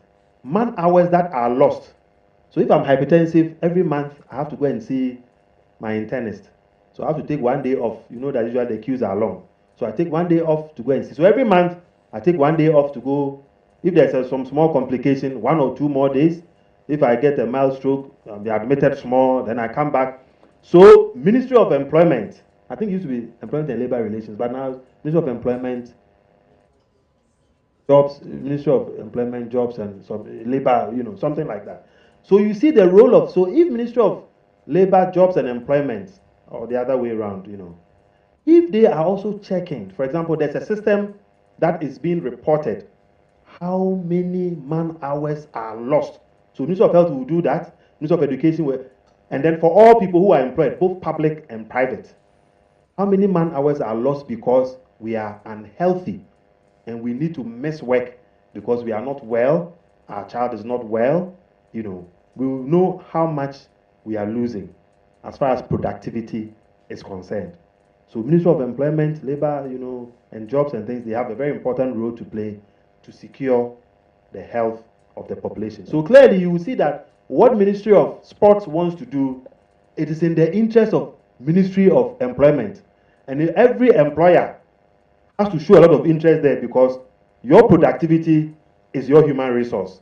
And if the human resources are active and working every day, then they can produce what you want, and you can also make, you know, some earnings or something like that from there. Cost of treatment, as we said, if you develop a chronic illness, we are not going to cure it. So the hypertension, you'll be swallowing the medicine till you die. If you get the diabetes, you'll be swallowing it till you die. Sometimes you see some people's medicine is like a brooding cat here. So in the morning, and sometimes you even get tired of swallowing medicines, you know. So again, cost of treatment is not going to go down. Now we talk about catastrophic health expenditure. So how would National Health Insurance be able to manage all these diseases that we could have, you know, prevented hitherto, you know, they have come. So I'll quickly move on to WHO, because you are very familiar with whatever is going on all over the world. We've talked about what goes on, for example, in Denmark, especially in the Scandinavia. They've been able to put in mechanisms. Once I went to one country, I thought it was, so sometimes I even say that it's the bicycle town. Bicycles all over the place. You know, everybody is using a bicycle and all that. Now, if you come to Rwanda, we've talked about one close country around us that is doing something. I think Kenya and Uganda are also introducing a few things. So we want to come to WHO from where you sit and what you see, so that that can also help us, because I think that we need to be informed, you know, to inform. And I think that these countries, the developed countries, as they were developing, they were able to put some mechanisms in place to be physically active. We need to have that understanding before. And now the world has become a global village, so best practices are very important for us to also emulate. So I want to ask, you know, at that level, what lessons or best practices have been learned from other countries that Ghana can also emulate to ensure that our population can be physically active, and for that matter, we'll be taking care of our health? Thank you very much for this question.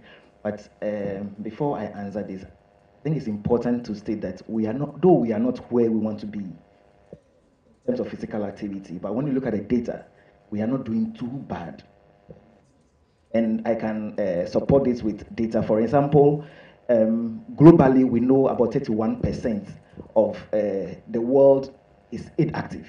And that is a report just last year, WHO report last year, that translates to about 1.8 billion adults are not physically active. And when we are using physically active, it means they are not having that minimum 150 minutes a week of moderate or intensity physical activity. They are not doing that. That is for the at the global. Last year, we published a result globally that shows that all countries are off track in achieving the Global Action Plan, which targets reducing our baseline levels to about 15% by 2030. And when you look at what is happening across the globe, most of the countries, a lot of countries are having the inactivity rate way above 30%. In fact, we have about 32 countries, about 40%, about 10 countries with physical inactivity rate about 50%. But when you look at Africa, our rate is about 16%. There could be other reasons for it, maybe because of our main work and all what we do. And about 16% for Africa. Last year, WHO supported the Ministry of Health together with the Statistical Service to conduct a nationwide, what we call a step survey. And we were in over close to 400 enumeration areas in all the 16 countries, 16 regions in the country. And it is important to know that our rate for physical inactivity stands about 9.8%. So that is even lower than what we have for Africa, which is about 16%. However, we realize that majority of, when you look at sex differentiation, you realize that the data according to sex, realize that we have a lot of our female counterparts, almost close to 14% who are physically inactive, and among the adults, about 5.5% of the males are physically inactive. So we are doing something.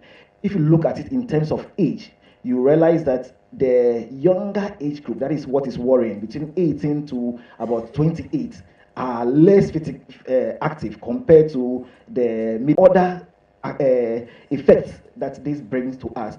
And we should be able to see how the Ministry of Education can work to improve the physical education and all these things that we do in schools. So that is also a very good area that we can look at. Then we can also look at the workplace form of programs. I believe Mr. Labram showed us what they've been doing in their office. In WHO, we also have the walk the talk, and we have these t-shirts that we use for that during the walk the talk, where we all leave the workplace, we make some work in the environment, then we come back to the office. These are things that we know can improve the physical inactivity or reduce the physical inactivity rates that we have. There are several others that I believe we can also do that is happening in other countries. The community-based exercise initiatives. I was amazed to hear that we have about 3,500 registered fit clubs in the country, and these are even registered. What about those that are unregistered? So it means there are a lot of those things going on in the country that are good, and we need to encourage more of those things. And some countries are doing that, and I believe we are not bad, but we can also try to improve some of those things to make sure that we do it. One of the other things that I would like to bring here is that we need to be targeted. Like I mentioned, when you look at the statistics, females, about 14%, are physically inactive in the country, adults, males, about 5.5%. So we need to be intentional. Again, see how we can bring out programs that are targeted towards our females. Also, we know the younger age group, 18 to 28, are also less active compared to the older age group. See how we can address that age group. Sometimes the work that we do, because those in certain work that we have to sit down in the office for a long time. Also, I used to say this in the office that when I was in a teaching hospital where I used to walk from ward to ward, see patients, do other things, I was quite okay. But I moved to the WHO, and you sit down in your workstation, you are pushing papers, you are doing a lot of things, then you realize that suddenly you start gaining weight. And these are things that we must see and work around, targeted interventions towards the work that people are doing, the age, the sex, and that can also help us. Urban planning, I believe we've made a lot of mention on that, looking at if the places are not conducive. Some countries are intentional, having bike lanes, having areas for 5 minutes concept cities. You mentioned about one that came here and the child sat in the car first time in Ghana, because you have 5 minutes concept cities where you can get everything you want within the 5 minutes walk. And that is also something that we can look at. I must say that some of these things that are happening in other countries may not work in our environment here. That is why we need to look at what is feasible in our environment and look at how we can work at it. So when you look at even the global action plan on physical activity, it is not prescriptive. It just tells us that we need to make sure that we have active societies, we have active people. We make sure we also have the, you can help me with some of them. I know you have all of them in your head. Yes. So, and then this Arctic systems is the fourth one. So we need to look at all that and put that in perspective, looking at what is happening in our country, and we're able to get something as a country that will be working, that is workable for us, that will help our people. But to summarize it, we are not doing bad at all, looking at the global statistics, but we can improve upon it and make sure that we are on track. Thank you. Thank you very much. Let's put our hands together for the panelists. So it's exciting to know that we are not doing bad, but we can do better. He also talked about some of the best practices, but of course it has to be targeted and also adapted to our systems. Some of the things might not work, others may work, but at least as a country, if we work collaboratively, we'll be able to know what works well for us. We'll do some question and answers, but I want to let Prof say he wants to some clarification, and then we come to question and answers. Yeah, just like my friend from WHO has indicated and supported the levels of physical activity of children and youth in the country, I want you to understand that the criteria for reporting these results are the minimum thresholds of WHO. So in as much as we have 3,500 Cape clubs in Ghana, that means something is happening. But the question is, has there been any collaboration between university research or Ministry of Education or Ministry of Health, Ministry of Sports Research and the Cafe clubs to know how many of the participants are meeting the 150 minutes of physical activity? So when Ghana remains low, it means it remains low under the criteria. But population level-wise, we are doing physical activity. In fact, every child has some physical activity in-house, on way to school, at school, and back from school. So if we look at it from that perspective, and then you listen to the results, but we have so many kids going to the river to fetch water. We have so many kids, especially in the northern region, riding bicycle, active transportation to school and back. So why are we low under the criteria? So just keep in your mind, we are doing good. But the research is telling us that only few percentage meet the global guidelines. So let's clap for ourselves, please. Thank you. So let's clap again for the panelists. We want to do maybe one or two Q&A if you have one or two questions. I'll pick the questions first, and then we allow it. So one side, three. So 1, 2, 3 questions. So I'm just looking at the role of the security service. The role of the security service. I was speaking with one of my friends, and she told me that her kids don't even walk in front of the house, you know, coming out of the gate and playing around there. Why? Because it's supposed to be better. You know, so we have become very protective. When we were kids, we could go. My brother, we used to say that he was like a chicken, you know, he would go. When it's about 6 o'clock, then he will be coming because it's getting dark, you know. And then he will be waiting. Then we say, I will find help. But now, it means, I think as we were developing, we have become too mindful of our security situation. So leaving kids to walk to school has become a bit of a challenge. So even the school can be a very short range. We still drive them, and then we still have to pick them home. And so a lot of the physical activity, maybe in the high-end population or high-end areas, it's gone down. But you said in some areas, yes, in the villages, they still walk to school. Even now, you still find other people who allow their kids to walk to school the same way. But we are a bit more, we also want to drop them quickly and go to work and all that. So that is also the security service has a role to play to ensure that people can also become very physically active. And CCTVs all over the place when something happens. So I'll take maybe pass the microphone. So we take the 3 All right. Thank you very much. And my name is Solomon. I'm with the Ghana and City Alliance. I would love to ask a very simple question. I have always attended most of such meetings, and I don't like it when the rhetoric becomes too much. You know, the issue has to do with leadership. I believe all of us, when we observe during the political seasons, the campaigns, when the parties go on walk, you know, we see the vibrancy, the enthusiasm. This is how we want the national one to look like. And then, as you mentioned about the 3,500 Keep Fit clubs in Ghana, I happen to be one of them. And I don't know whether the Ministry of Health or Sports is supposed to champion this. How do we harmonize the efforts of all these groups? Because it seems they are all working in silos. Sometimes even for the national hike that we normally do on December at Aimesa to Ibri, you know, people struggle even to get funds to go there.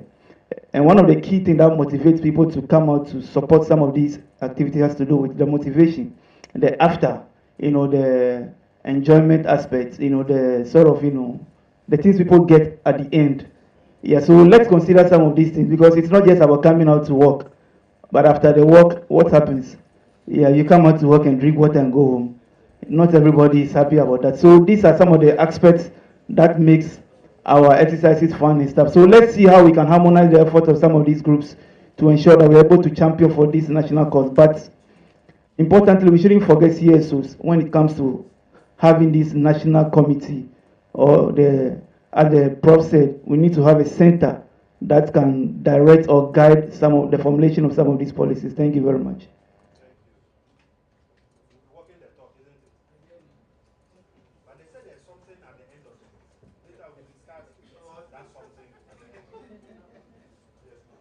All right, thank you very much. I want to congratulate TNU for this wonderful program. I'm very impressed by the presence of various stakeholders, transport and WHO and all the stakeholders. That is the way to go. What I want to say is a comment and then also a question. My comment is that we are aware that we are in a transition. From the literature talks about the epidemiological transition, the transition from a low middle income to high middle income, and its equivalence is to move from communicable diseases to non-communicable diseases. It's a trajectory that we are in.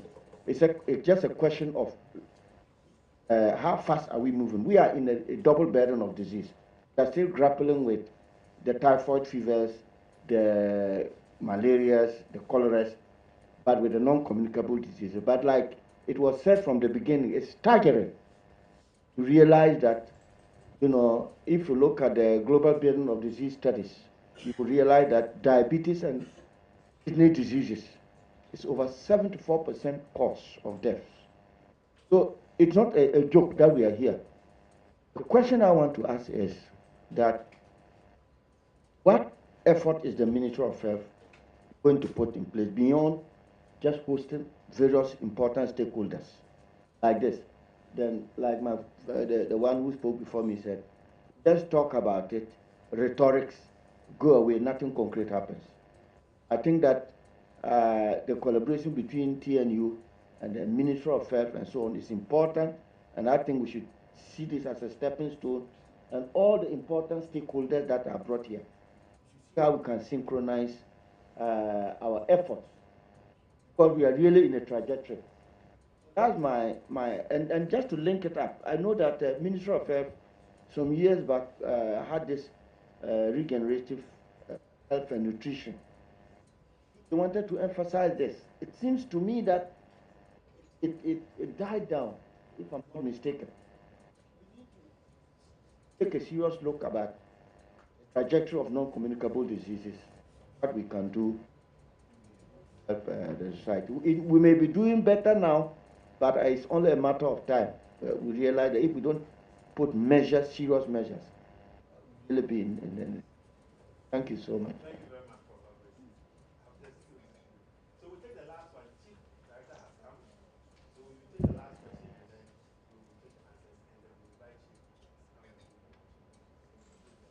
Thank you very much. I'm Michael Kisibuat, and I work with the National Development Planning Commission, NDPC. Yes, so we are currently putting together the development policy framework, the medium-term development policy framework for Ghana for 2026 to 2030. And these are some of the issues we are, per the data we are seeing that we need to look at. Yes, we may be doing good, but we are moving. So I'll be happy to hear from our panelists. If we have to prioritize just 3 issues to put in the framework that we will measure and then control and all the things that come along, the planning of it, the monitoring evaluation and all of it, what would they be? Thank you very much. To the regenerative, I'm also going to talk about it, but so please help us with sustainability of what we have started here. All right, thank you. So I'm sorry that the QA is over, but I still want to do this. Not that I want to be gender biased, but then, okay, so I know that resting is also part of the wellness. And so I want to find out from the Ministry of Labor, Jobs and Employment, and also to know whether Ministry of Health can collaborate with them to adjust our reporting time to work, especially with the women.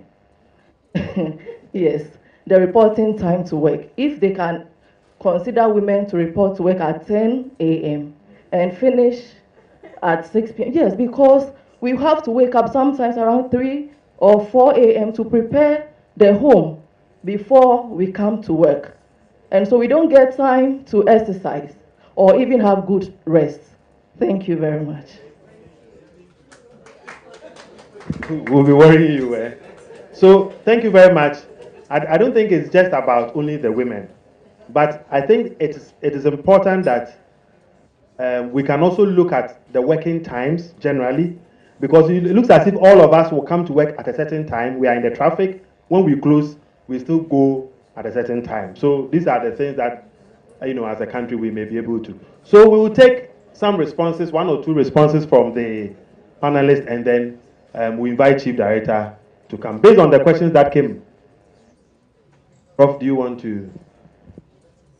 Okay. And then in the process, you just wrap up your last words, and then Chief has come. The good news is that Chief also worked at Ministry of Sports. So in health, combining it, I think that the program is very apt for him. Thank you. Please, Prof. Yeah, so what I've been advocating along all the time is that, yes, we have these stakeholders all gathered in one space, and then we live here, we go into our silos, and we'll be doing things in our own way. We do things the way we think it should be done. But I'm still re-emphasizing that these stakeholders can do better if they have a desk. Whether the desk is going to be at the Ministry of Health, Ministry of Sports and Recreation, it has to be multi-sectorial to work at that desk. That, I believe, is a way that physical activity, let me say, consumption can be curated and put into proper policies. But otherwise, we'll be doing things in our own individual ways and within the Ministry of Health, Ministry of Sports, clubs, and so on and so forth. But, Madam, when you wake up and you take care of the kids before you go to work, remember what our dear lady here said. Movement, any form of movement. When your muscles move in coordination with your bones and you expend a little bit of sweat like that, you have done something. Cherish that. It's important. Yeah, great. Thank you. I'm not trying to discourage you. Thank you. Yes, so what I would want to highlight in response to the first question is, like I mentioned before, the Ministry of Sports, then Youth and Sports, launched the National Fitness Day. But what I didn't say was to actually highlight the composition of the team actually even developed the policy, even prepared the launch activities. And our ministry played largely secretarial role in the committee because we had a lot of stakeholders in sports for all and others to come in. The idea was even to have the K-Fit clubs be the resource people for most of these activities. So when you need help doing the proper fitness activities, then the K-Fit clubs. So that was a big ass policy, but we couldn't move it because of certain challenges. Closing, I want to once again reiterate the way that we are looking to go as sports and recreation is concerned. Missions and the partnerships are very important to us. And I'll top it off with coordination, just to in line with what our professor is saying. So that maybe those three would be our guiding principles in policy development and implementation going forward in this. So, going forward, it's pretty obvious that we all need to work together collectively, all facing silent menace. I believe that together, work together, and achieve the purpose of creating a healthier, more vibrant Ghana. If it means every single person takes that decision to move, that's what we have on our shirts, move. That's what we're encouraging everyone. Our message for today is every move counts. Thank you. Labram? Right, so, but I'm tempted to respond to from the NDPC, but I'm happy to also that there's a new framework being developed. I mean, it's something that obviously will reach out, but just to say that in terms of physical activity, I know that the SDGs, it is, we also have the Global Action Plan on Physical Activity. I hope I'm right on that. By that, we can also, sometimes if we don't have, we can always, use those indicators to measure.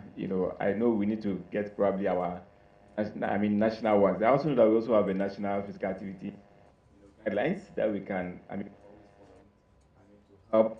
But we'll reach out. My final words will be that I think the siloed way of working must end here. And we need to see how we can collaborate in all of these. I asked a question that we are still constructing new roads.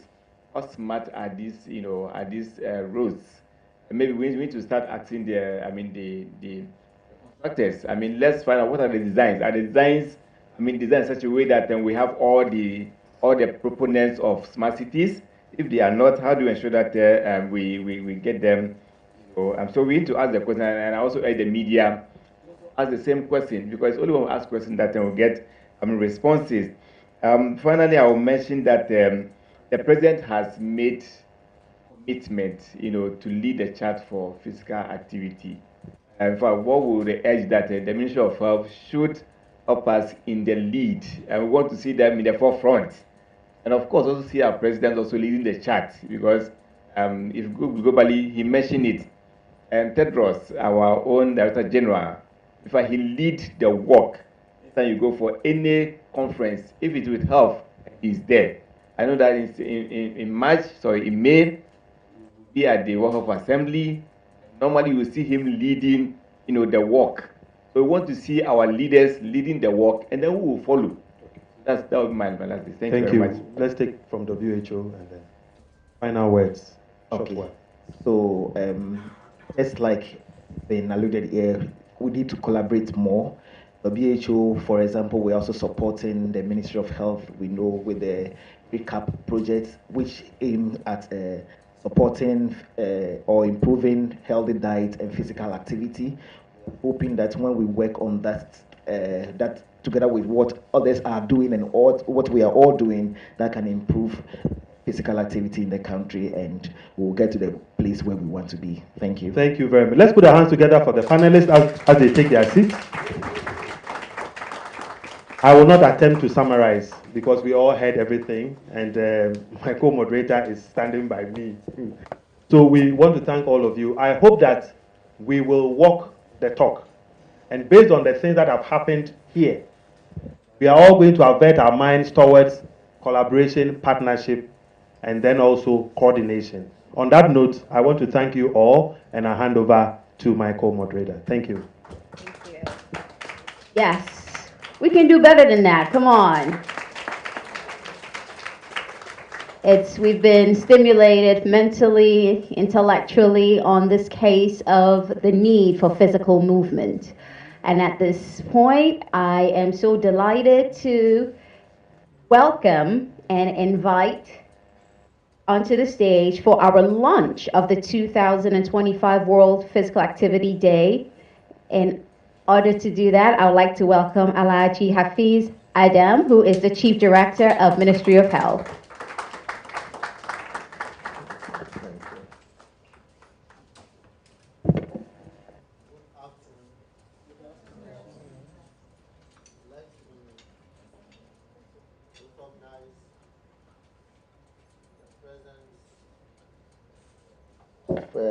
Professor Emeritus Al-Okansi. Let me announce the presence of Minister of Health directors who are present.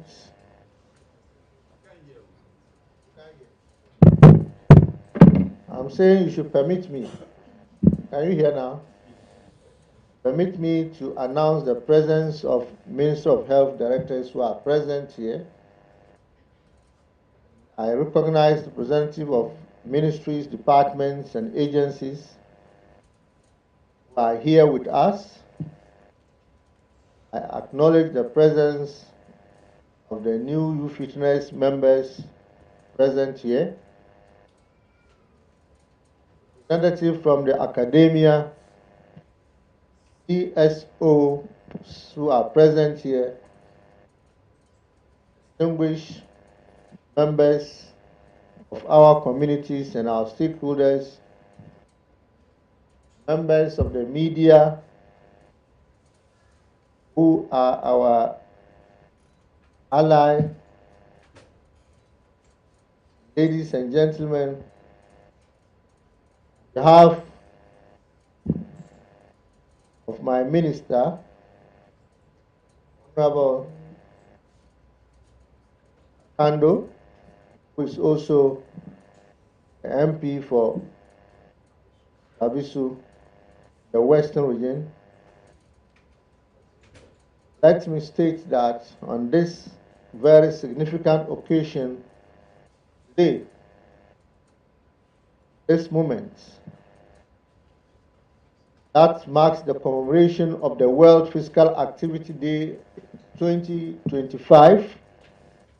We are happy to join the global community to raise awareness about the benefits of physical activity for health.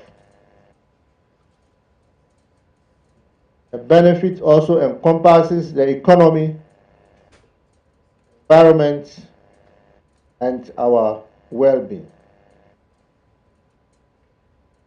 And to engage stakeholders on how to address physical activity in Ghana.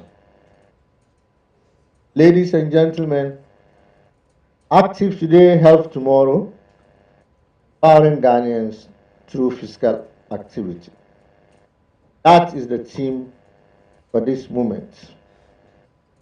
And for us in the ministry, it resonates deeply with the health sector vision for ensuring that we have a healthy population for national development.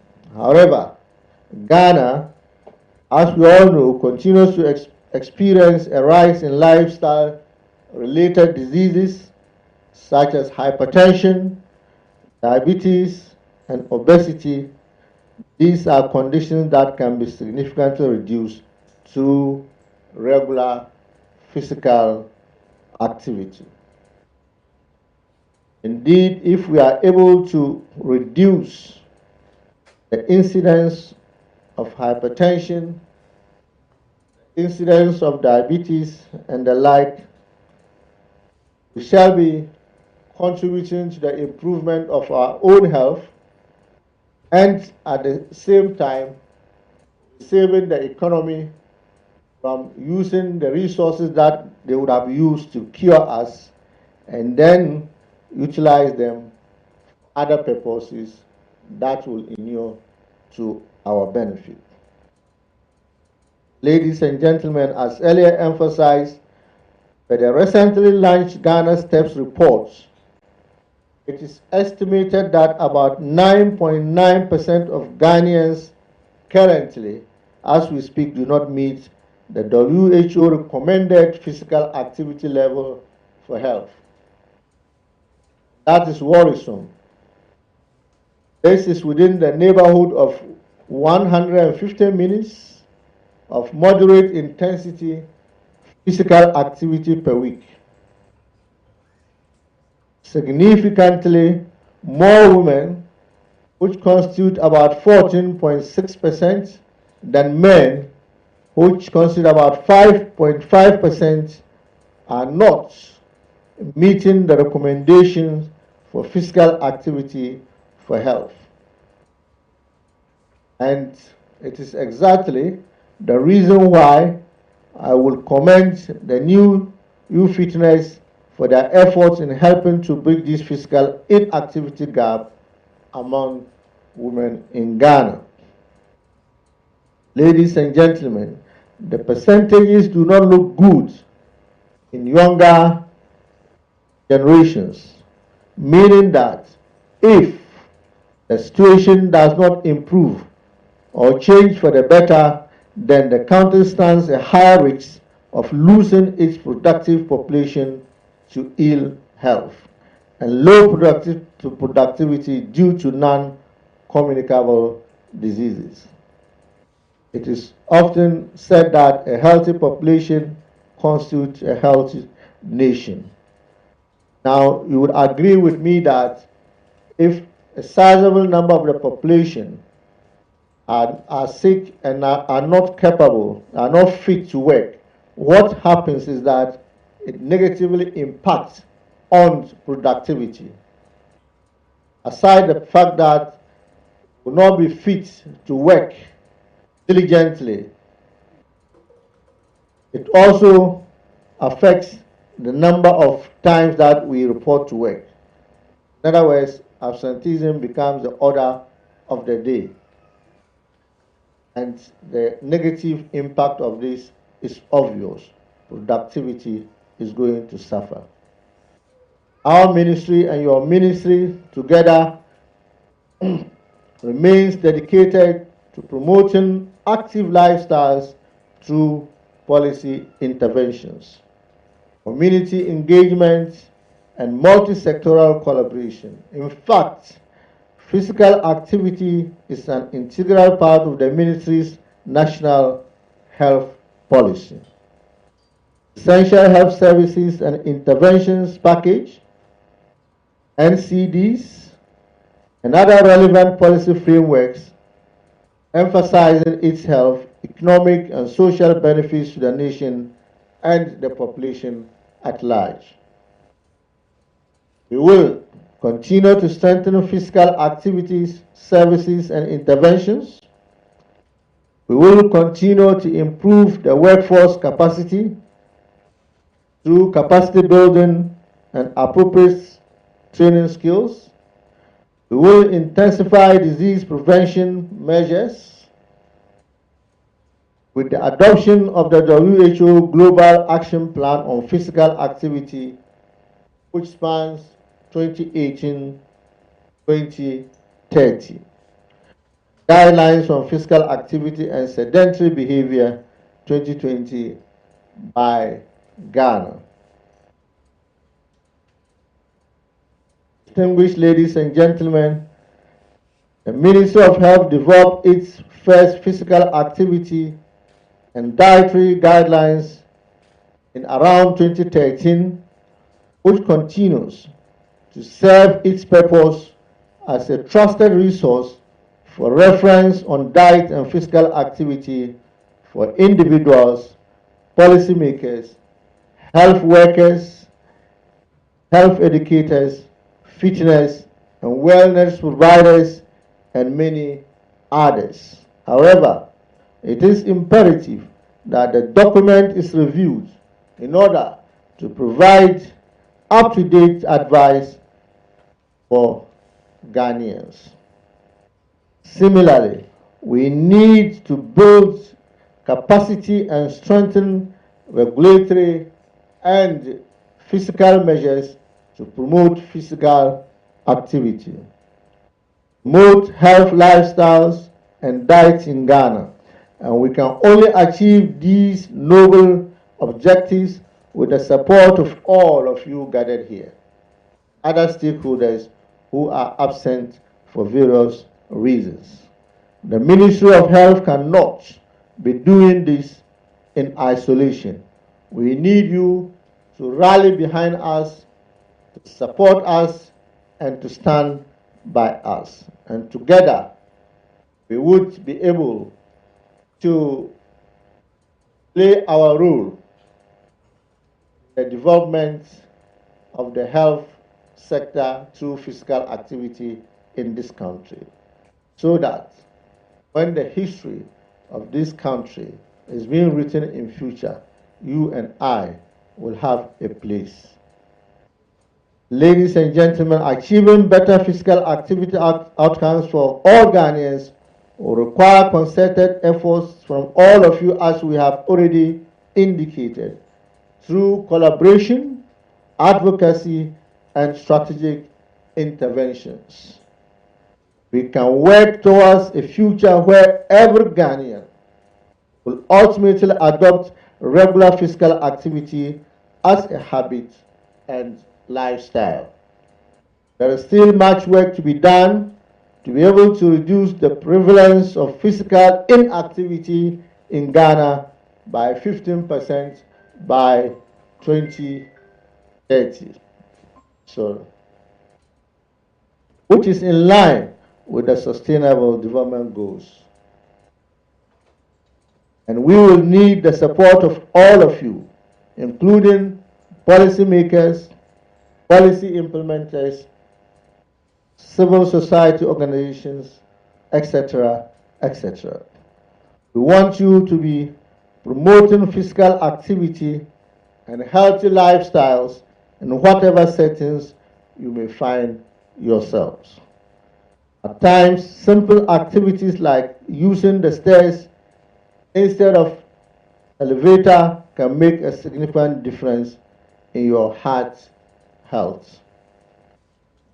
Ladies and gentlemen, the new TNYou Fitness has been promoting fitness and wellness for the past 10 years or so at workplaces and in our various communities, and we are happy to be part of these 10th anniversary celebrations. Ladies and gentlemen, the Ministry of Health would like to commend you for renewing the strength of many Ghanaians through TNYou Fitness and Wellness Initiative for the past decade. We ask that you collaborate more closely with the ministry and its implementing agencies in designing and carrying out your activities and programs.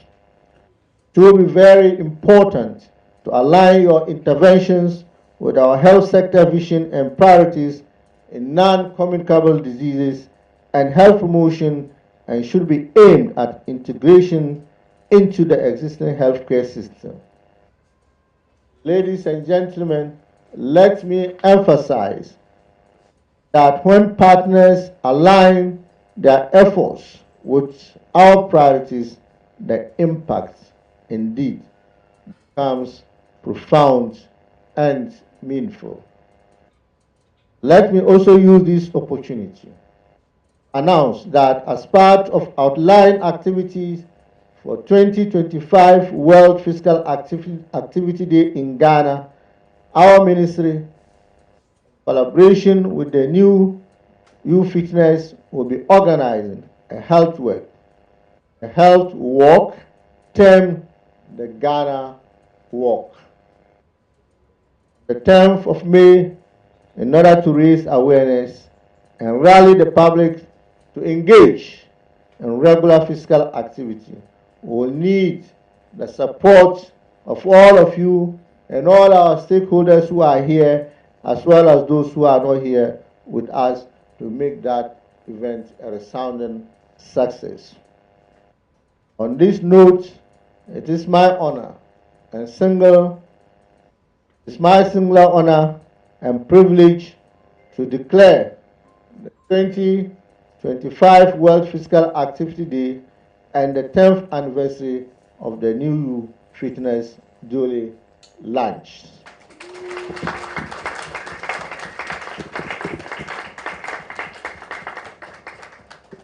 Mr. Chairman, with your indulgence, I would urge you to join me to unveil the Ghana Walk schedule for the next month. I want to thank you very much for your rapt attention. And I would also like to call on our TNYou Fitness team to please join. Mr. Kofi Aboa.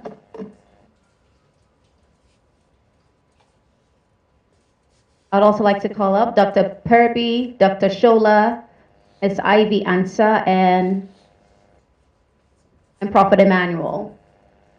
And Pastor Moses, if you could please join us for the unveiling.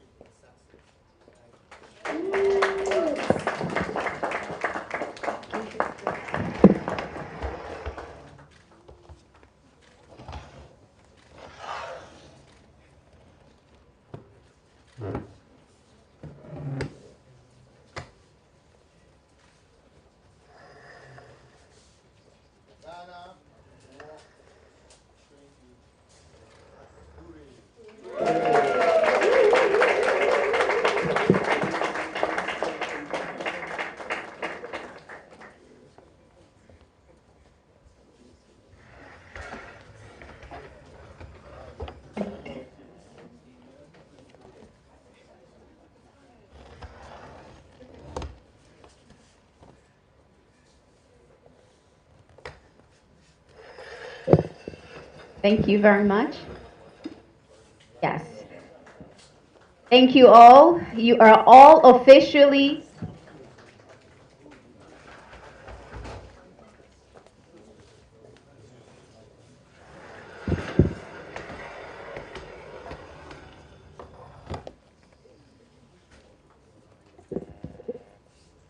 Hello?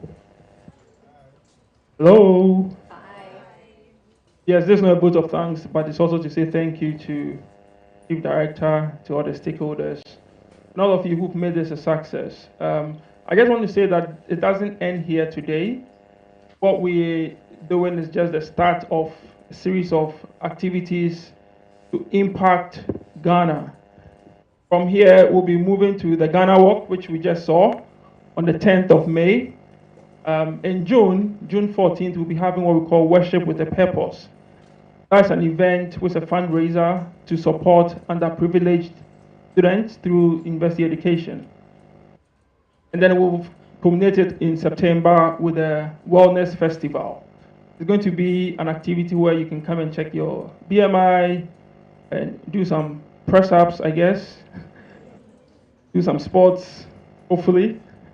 It's going to be a place where we engage with different stakeholders, the health industry. Definitely there will be fair where you can come in and sell healthy stuff and all. It's going to be really amazing. I want to invite all of you. I believe today we've had a charge from the ministry and TNYou to be active. And I believe from here, we'll be meeting each other on the Blue Mountain, I guess. But more importantly, let's all be committed to the upcoming activities. And we look forward to see all of you in May for the walk, at the Worship with a Purpose, and also at the Wellness Festival. Thank you very much. Thank you. I'd like to beg your indulgence. If you all could just look on your program, there is a QR code. Would like you to scan that, because you're now officially our physical activity ambassadors. If you can scan that, and it's just a 1-minute form to fill, something to kind of get us going towards our walk, as we said, coming up shortly. Please take a minute to scan that. For our corporate representatives, if you can share it with your HR so that they can sign up their teams, that would be absolutely lovely. So just a few seconds, it doesn't take that much. Use your phones, any device that you have, scan the QR codes at the end so that we can have the information towards the Ghana Walk. And just before we wrap up, I'd like to call on Dr. Sabia to take us through, again, a little bit of a physical. We've been seated for a while. We have to be true to our stance on movement, physical activity. If you could please all rise to your feet. Let's have a quick move before we close our lunch. All right. Thank you very much, CJ. You're doing amazing. All right. I believe at this juncture, we all are feeling the vibe, the physical activity vibe. I believe we are feeling it, right? If you're feeling it, say yay. But because the TNYou and the TNYou staff, we want to show you what we are made of here in TNYou, okay? Seriously, if you find this awkward, it means the physical activity agenda, you are not properly aligned. And for all of us who hardly dance in church, this is the opportunity. So it's physical activity over music. Please, go with the flow. Don't be intimidated. If the person by you will intimidate you, move. Find somewhere. Let's get started.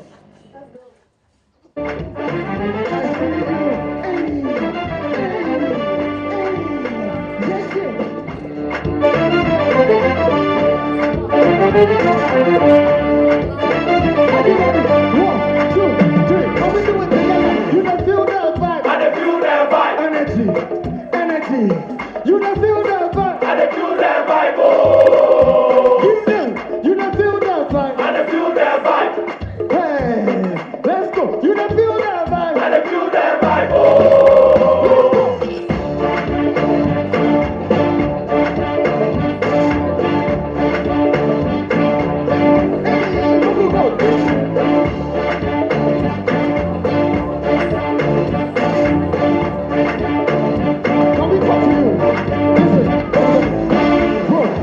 Worry. What be your story? Sorry. You don't get him. I said God go do one. Do one. Listen, when you dey worry. Worry. What be your story? Sorry. Hey, you don't get him. Hey, I said God go do one. Listen, you don't feel that vibe. I don't feel that vibe. Just go. You don't feel that vibe. I don't feel that vibe. Oh. Hey, you don't feel that vibe. I don't feel that vibe. Hey.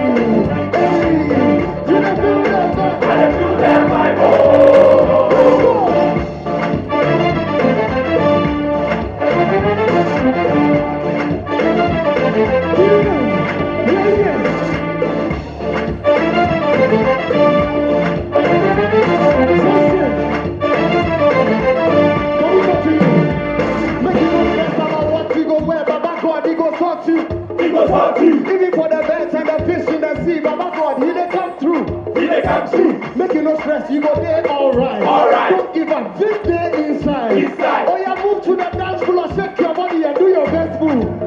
See, make you no stress about what you go wear. Baba God, He go sort you.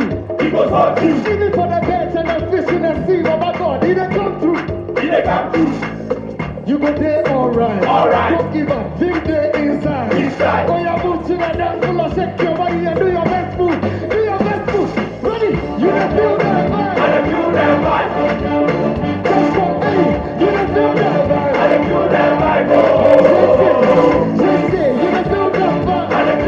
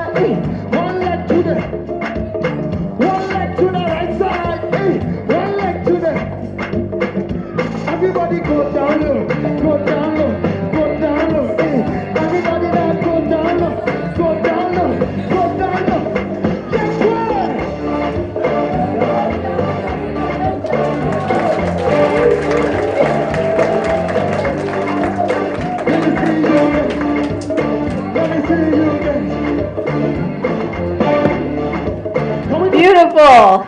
I hope the blood is pumping. The blood has got to be pumping. And I'm sure also at this point you are also ready for food. So as yes, item 913, who can go without it? We've revved up our heart rate. That's awesome. We've got the blood pumping. The capillaries are opening. That's what it's all about. We ought to be able to incorporate these at different points during the course of the day. I understand life is hard, life is hectic. You might not be able to get to a gym. Gym memberships are expensive. Yes, times are restricted, but we have to find a little ways in which to incorporate these movements. And really, it's about being intentional about the moves. Being intentional. It takes 5 minutes here, 5 minutes there. I tell my queens, sorry, yes. We call them queens in our communities. Even when you're brushing your teeth, you know, the little squats that we just did, you can do that. You go down, you squeeze as you come up. Anybody can do this. It doesn't really take that much. If it's, you know, punching to the wall, get your obliques into it. Every little bit counts. 5 minutes a day. 5 minutes in the morning in your bathroom, 5 minutes in the evening before you go to bed. It is doable. That's 10 minutes. 10 minutes progressively over months. By 6 months, you will start to see a difference, even in your energy level. So let's not discount this. Do not discount it. Every little bit counts. And so I would like to call on Prof to give us the closing remarks, please. Everyone, please welcome him back to the stage. Yeah, with the time fast spent and expectations for item 13, I think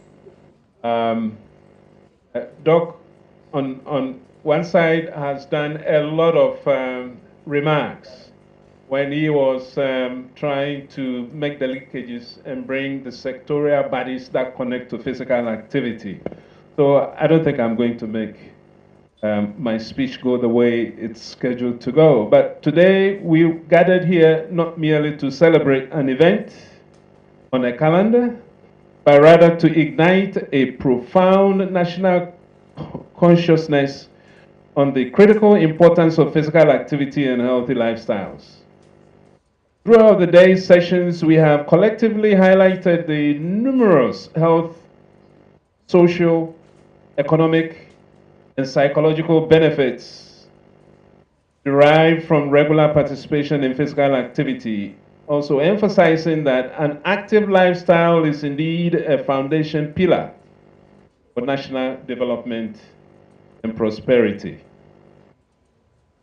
Our rich discussions, the insightful presentations, and passionate deliberations have undoubtedly enhanced our awareness, increased our knowledge, and most significantly, reaffirmed our collective commitment towards creating a physically active Ghanaian society. Today's celebration has reaffirmed that when individuals, communities, policymakers, and all stakeholders unite with a common goal, remarkable strides can be made towards achieving a healthier and more productive society. To conclude, let us not merely leave today's conversations behind. Let the insights gained here inspire and energize us to take tangible actions. Continued collaboration, active advocacy, and community engagement will be pivotal in promoting a culture of wellness and proactive health. Together, guided by this powerful theme, we can indeed ensure a healthier, more vibrant tomorrow for every Ghanaian.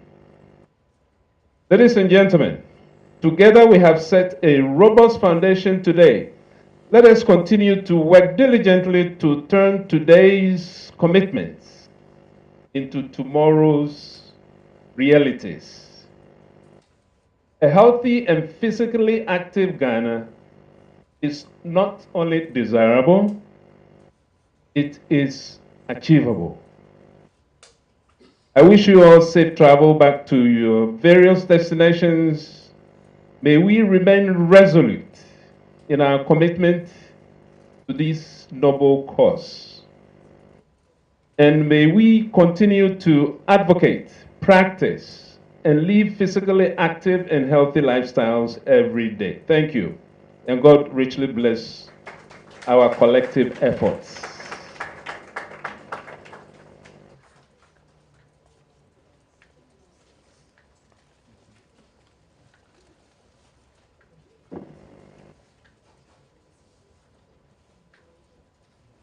Thank you very much, Prof. Chair, for that closing remarks.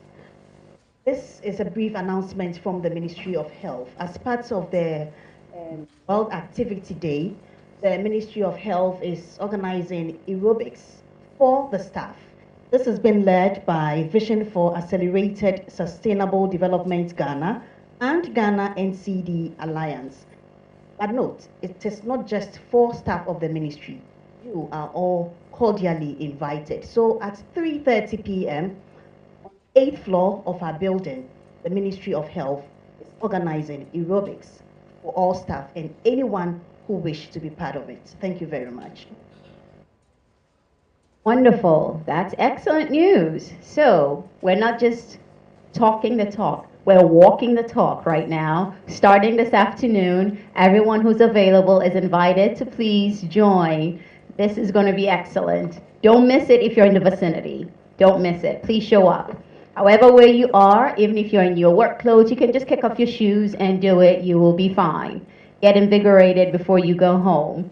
And now I would like to call on Prophet Emmanuel Efriye Jenkins to please close us out. Shall we pray? Father, in the name of Jesus, as we come together to reignite the sense of well-being physically to ensure national development, we pray that we will intentionally help as we work, move together to ensure national development and secure the future. In the name of God the Father, Son, and the Holy Spirit. Amen. Well done. Thank you all for joining us. Please, everyone, remain seated as we provide your meals for you. And would like to call upon the directors, if you could please join us on stage for a quick picture. If you could please join us on stage for just 5 minutes.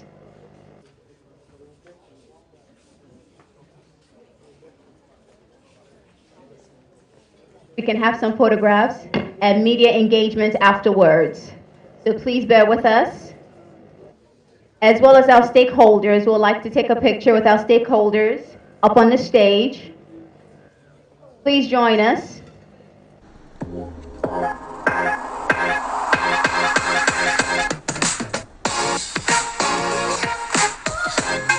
Did you know that TNYou is 10 years old?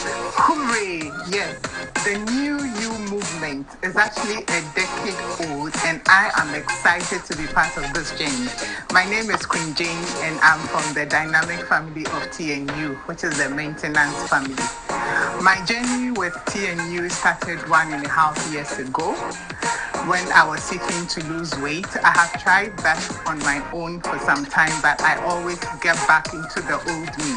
So I was seeking for a lifestyle change that could bring the new me and I could maintain it. And I decided to give it a try. I remember one of my sons saying, "Mommy, do you think it will work?" And I was like, if you don't try, how will you know if it will work? I did, and I don't regret it at all. You know when they say, buy one, get one free, TNYou is more like, buy one, get a lot more free. Because I was seeking to lose weight, it has brought me so much unintended health benefits and social benefits as well. For instance, I was on BP and cholesterol medication, which I'm no more on. I feel fit, I feel healthy. It gives you a community of ladies to keep you motivated. They share in your joyful and sorrowful moments as well. And when you are down, there's always somebody to speak to. Queen Jane, as I'm popularly known as in TNYou circles, has been a motivator to most people. I always tell my queens that if somebody motivates you, you should also try to motivate someone. So that's how we kept going in the weight loss group until I recently graduated to maintenance. So thank you, TNYou. It's been an amazing and rewarding journey. And if you are out there seeking to lose weight, to keep healthy, or to adopt a new healthy lifestyle, please join the new movement team and you are good to go. You are assured that you are covered, you're going to work hard and you're going to achieve your objectives. Nobody says that weight loss or healthy living is soft or cool. It's hard work, but if you are determined and focused, you can make it. Like me, I was hovering around size 18, size 16, but today I can confidently wear anything size 10. And healthy living is a part of me. Even as I stand here, I can be doing this, that, and it does something to the body. So if you want to feel good, come and join us. Bye. So my name is Patience Nobosin. I joined TNYou in the year 2022, that's 24th February to be precise, through one of my bishop wife.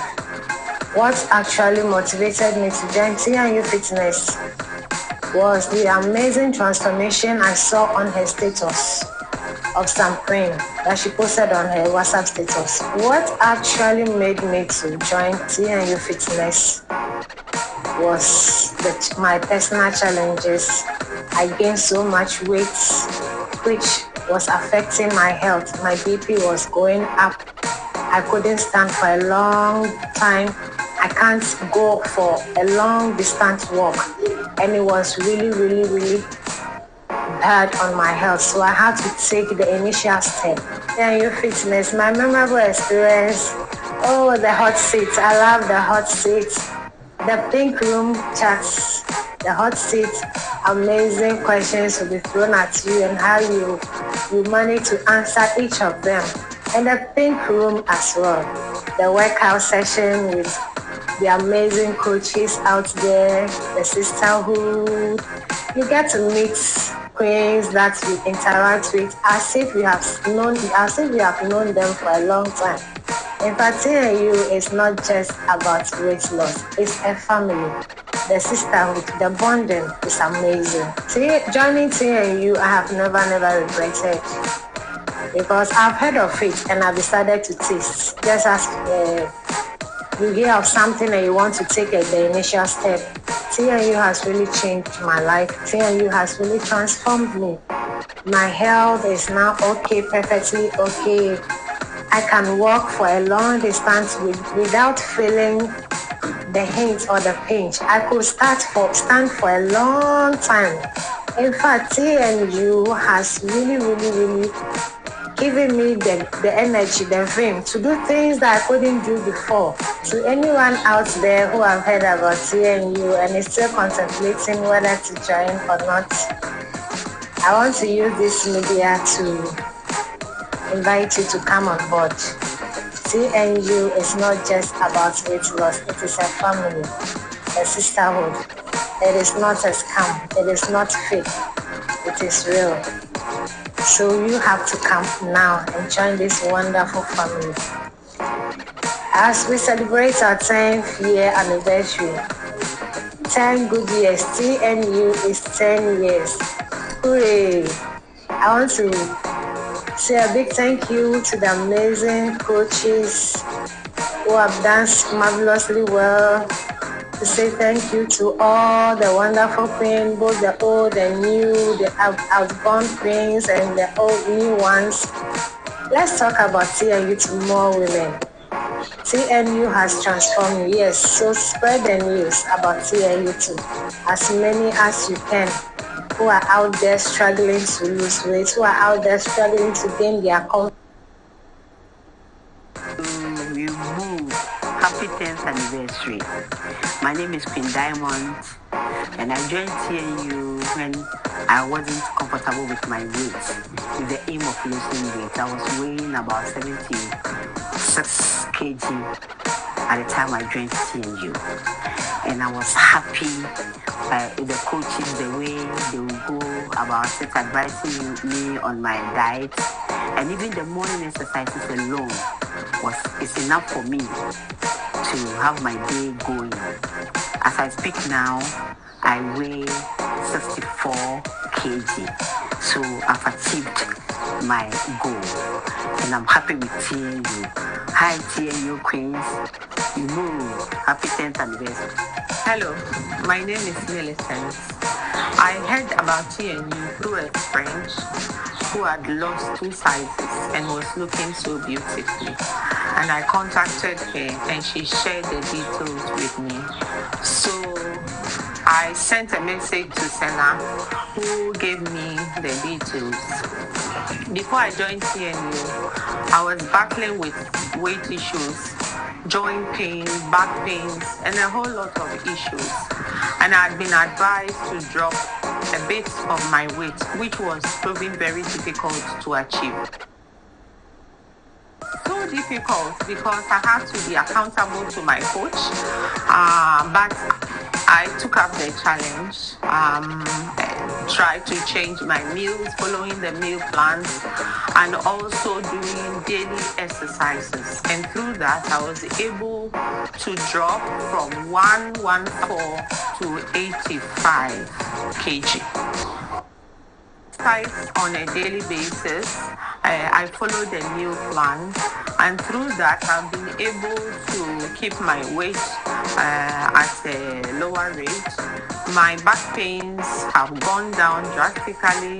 The knee pains have also improved, and I feel much lighter and much healthier.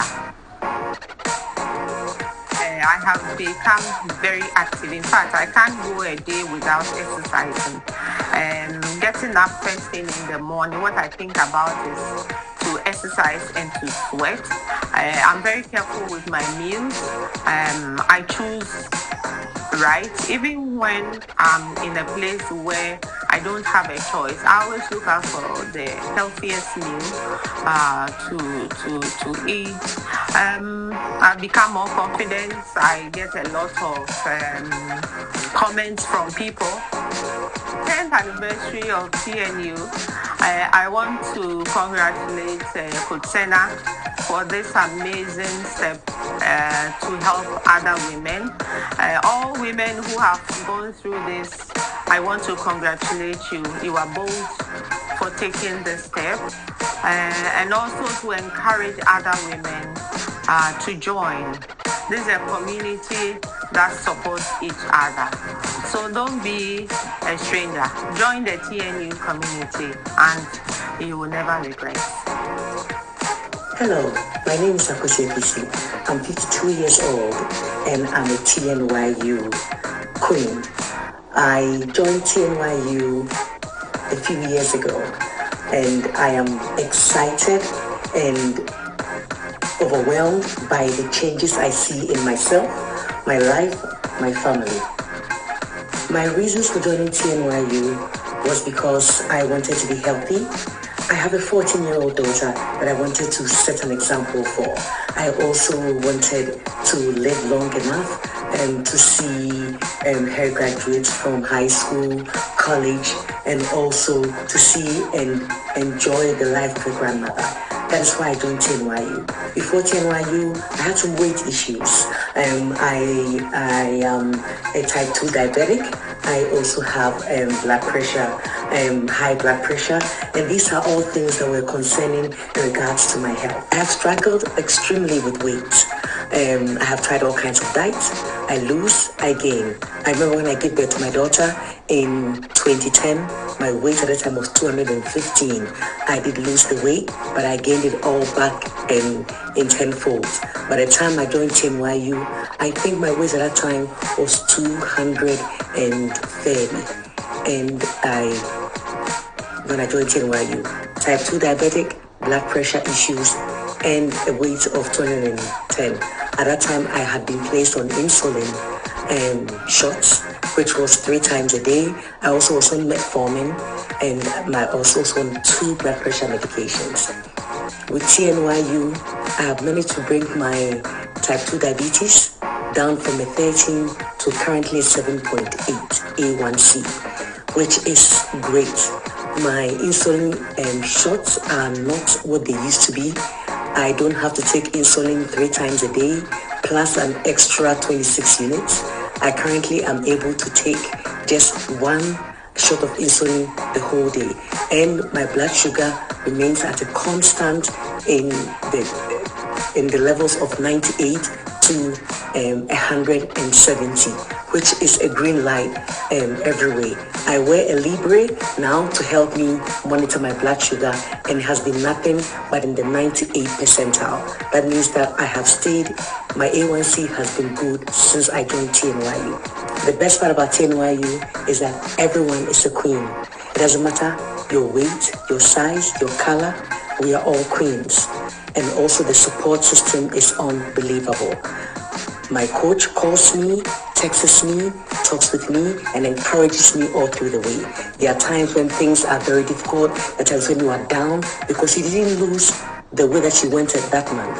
But that does not stop your coach from encouraging you. The team support, the laughter, the joys, the tears, we all do it together. The weight loss is done as a team. We lose it together, and we encourage each other, and we uplift each other. That is what makes TNYU different from all other weight loss programs. If you are watching this video and you are wondering if you should join TNYU, I will encourage you to jump and join TNYU. It is not a gimmick. There is, and I just let you know, there is no shots to help you lose weight. There's no Ozempic. This is just pure hard work, pure encouragement, pure support. And when you lose the weight, you lose it for good, because you didn't do this using any drug or any medication. It is just all your hard work and your support from your girlfriend. It's like having a girlfriend party, but the goal is to lose weight. As TNYU we celebrate our 10th anniversary, I would like to say thank you for changing my life. Thank you for helping me gain this amazing body that I have right now. I'm excited. I'm 52 years old, and I think I'm in the prime of my life. TNYU, congratulations on the 10th anniversary, and I hope I'll be able to celebrate another 10 years with you again. Bye, TNYU. For me chacha obia ya frami kochana na me johnny TNU ifi enuni na emebi a etwemu no na kese adoko me pa a chese me ye me ho hwe a enyeye awosem ejumasem ne abasansem ti na me nya me ho mrekra na enam madam fubiso ma me TNU nka TNU dwumedie se eboa ma na atete omo na amom ntete pa efa won duane diem ene won ahokekam eno nti TNU me behu TNU no na me 104 kg na tese me do obese pa tese me yem ho hwenyi na enam TNU church pa any community a me de me ho bedo mu nti eboa me ma me lusu over 35 kg enye wanwa ai TNU dwumadi a edino ebi eno no enti dwumadi no ekoso no aboa ema bebre enam so ene dwuma pa TNU edi ama minti ama ene mesma beye coach awo TNU ebusu ekoni me nam so ede eboa ema na me cheche ema kwanya omonso mbefa so a omubenya ahoto TNU dwumadi no enye sa oso betenko a o nemom eye se ubenya ahotoso ubebusi o confidence level na abrinya nemu ubetumi ewura baby bia a upe a unsuro na owa hoden enso enti ene se TNU edi infie na me a efem kocha na imi ginemu e hye wonkwan e bo wabaso e kasa chewo se be join TNU e wo homa emani na se owa hoden se wonya hoden uba be join ya ye boa etetew echeche kwan ya obefa so eye wadidie mu ene se wo be keka ho eye wo workout ye de be ma wo workout plan ye de be ma wo na aboa wo ama wotumi again confidence etu anamon bia e wo so wutu oba I was all better on TNYou Abusia Kono, a son say you were hot at the mouth. Say in ya in fear do you, TNYou. Your tons are fair film. Say, Mumbra, Namubeka Busia Koyu, na yen shimum, na yen tit ni yen pom, na yen didi edipa, na and no anabemaya I want to saw, and no anabemaya any j, and no anabemaya I want to any amusepe, na after a busian na. TNYou, yes, say, ye limitless. TNYou, yes, say, we move. For 10 years, TNYou Fitness has empowered individuals to reclaim their health, build confidence, and embrace transformation.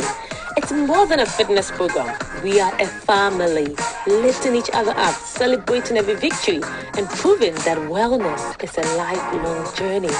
Our impact goes beyond individuals. We partner with organizations to create healthier workplaces and communities. The transformation starts now.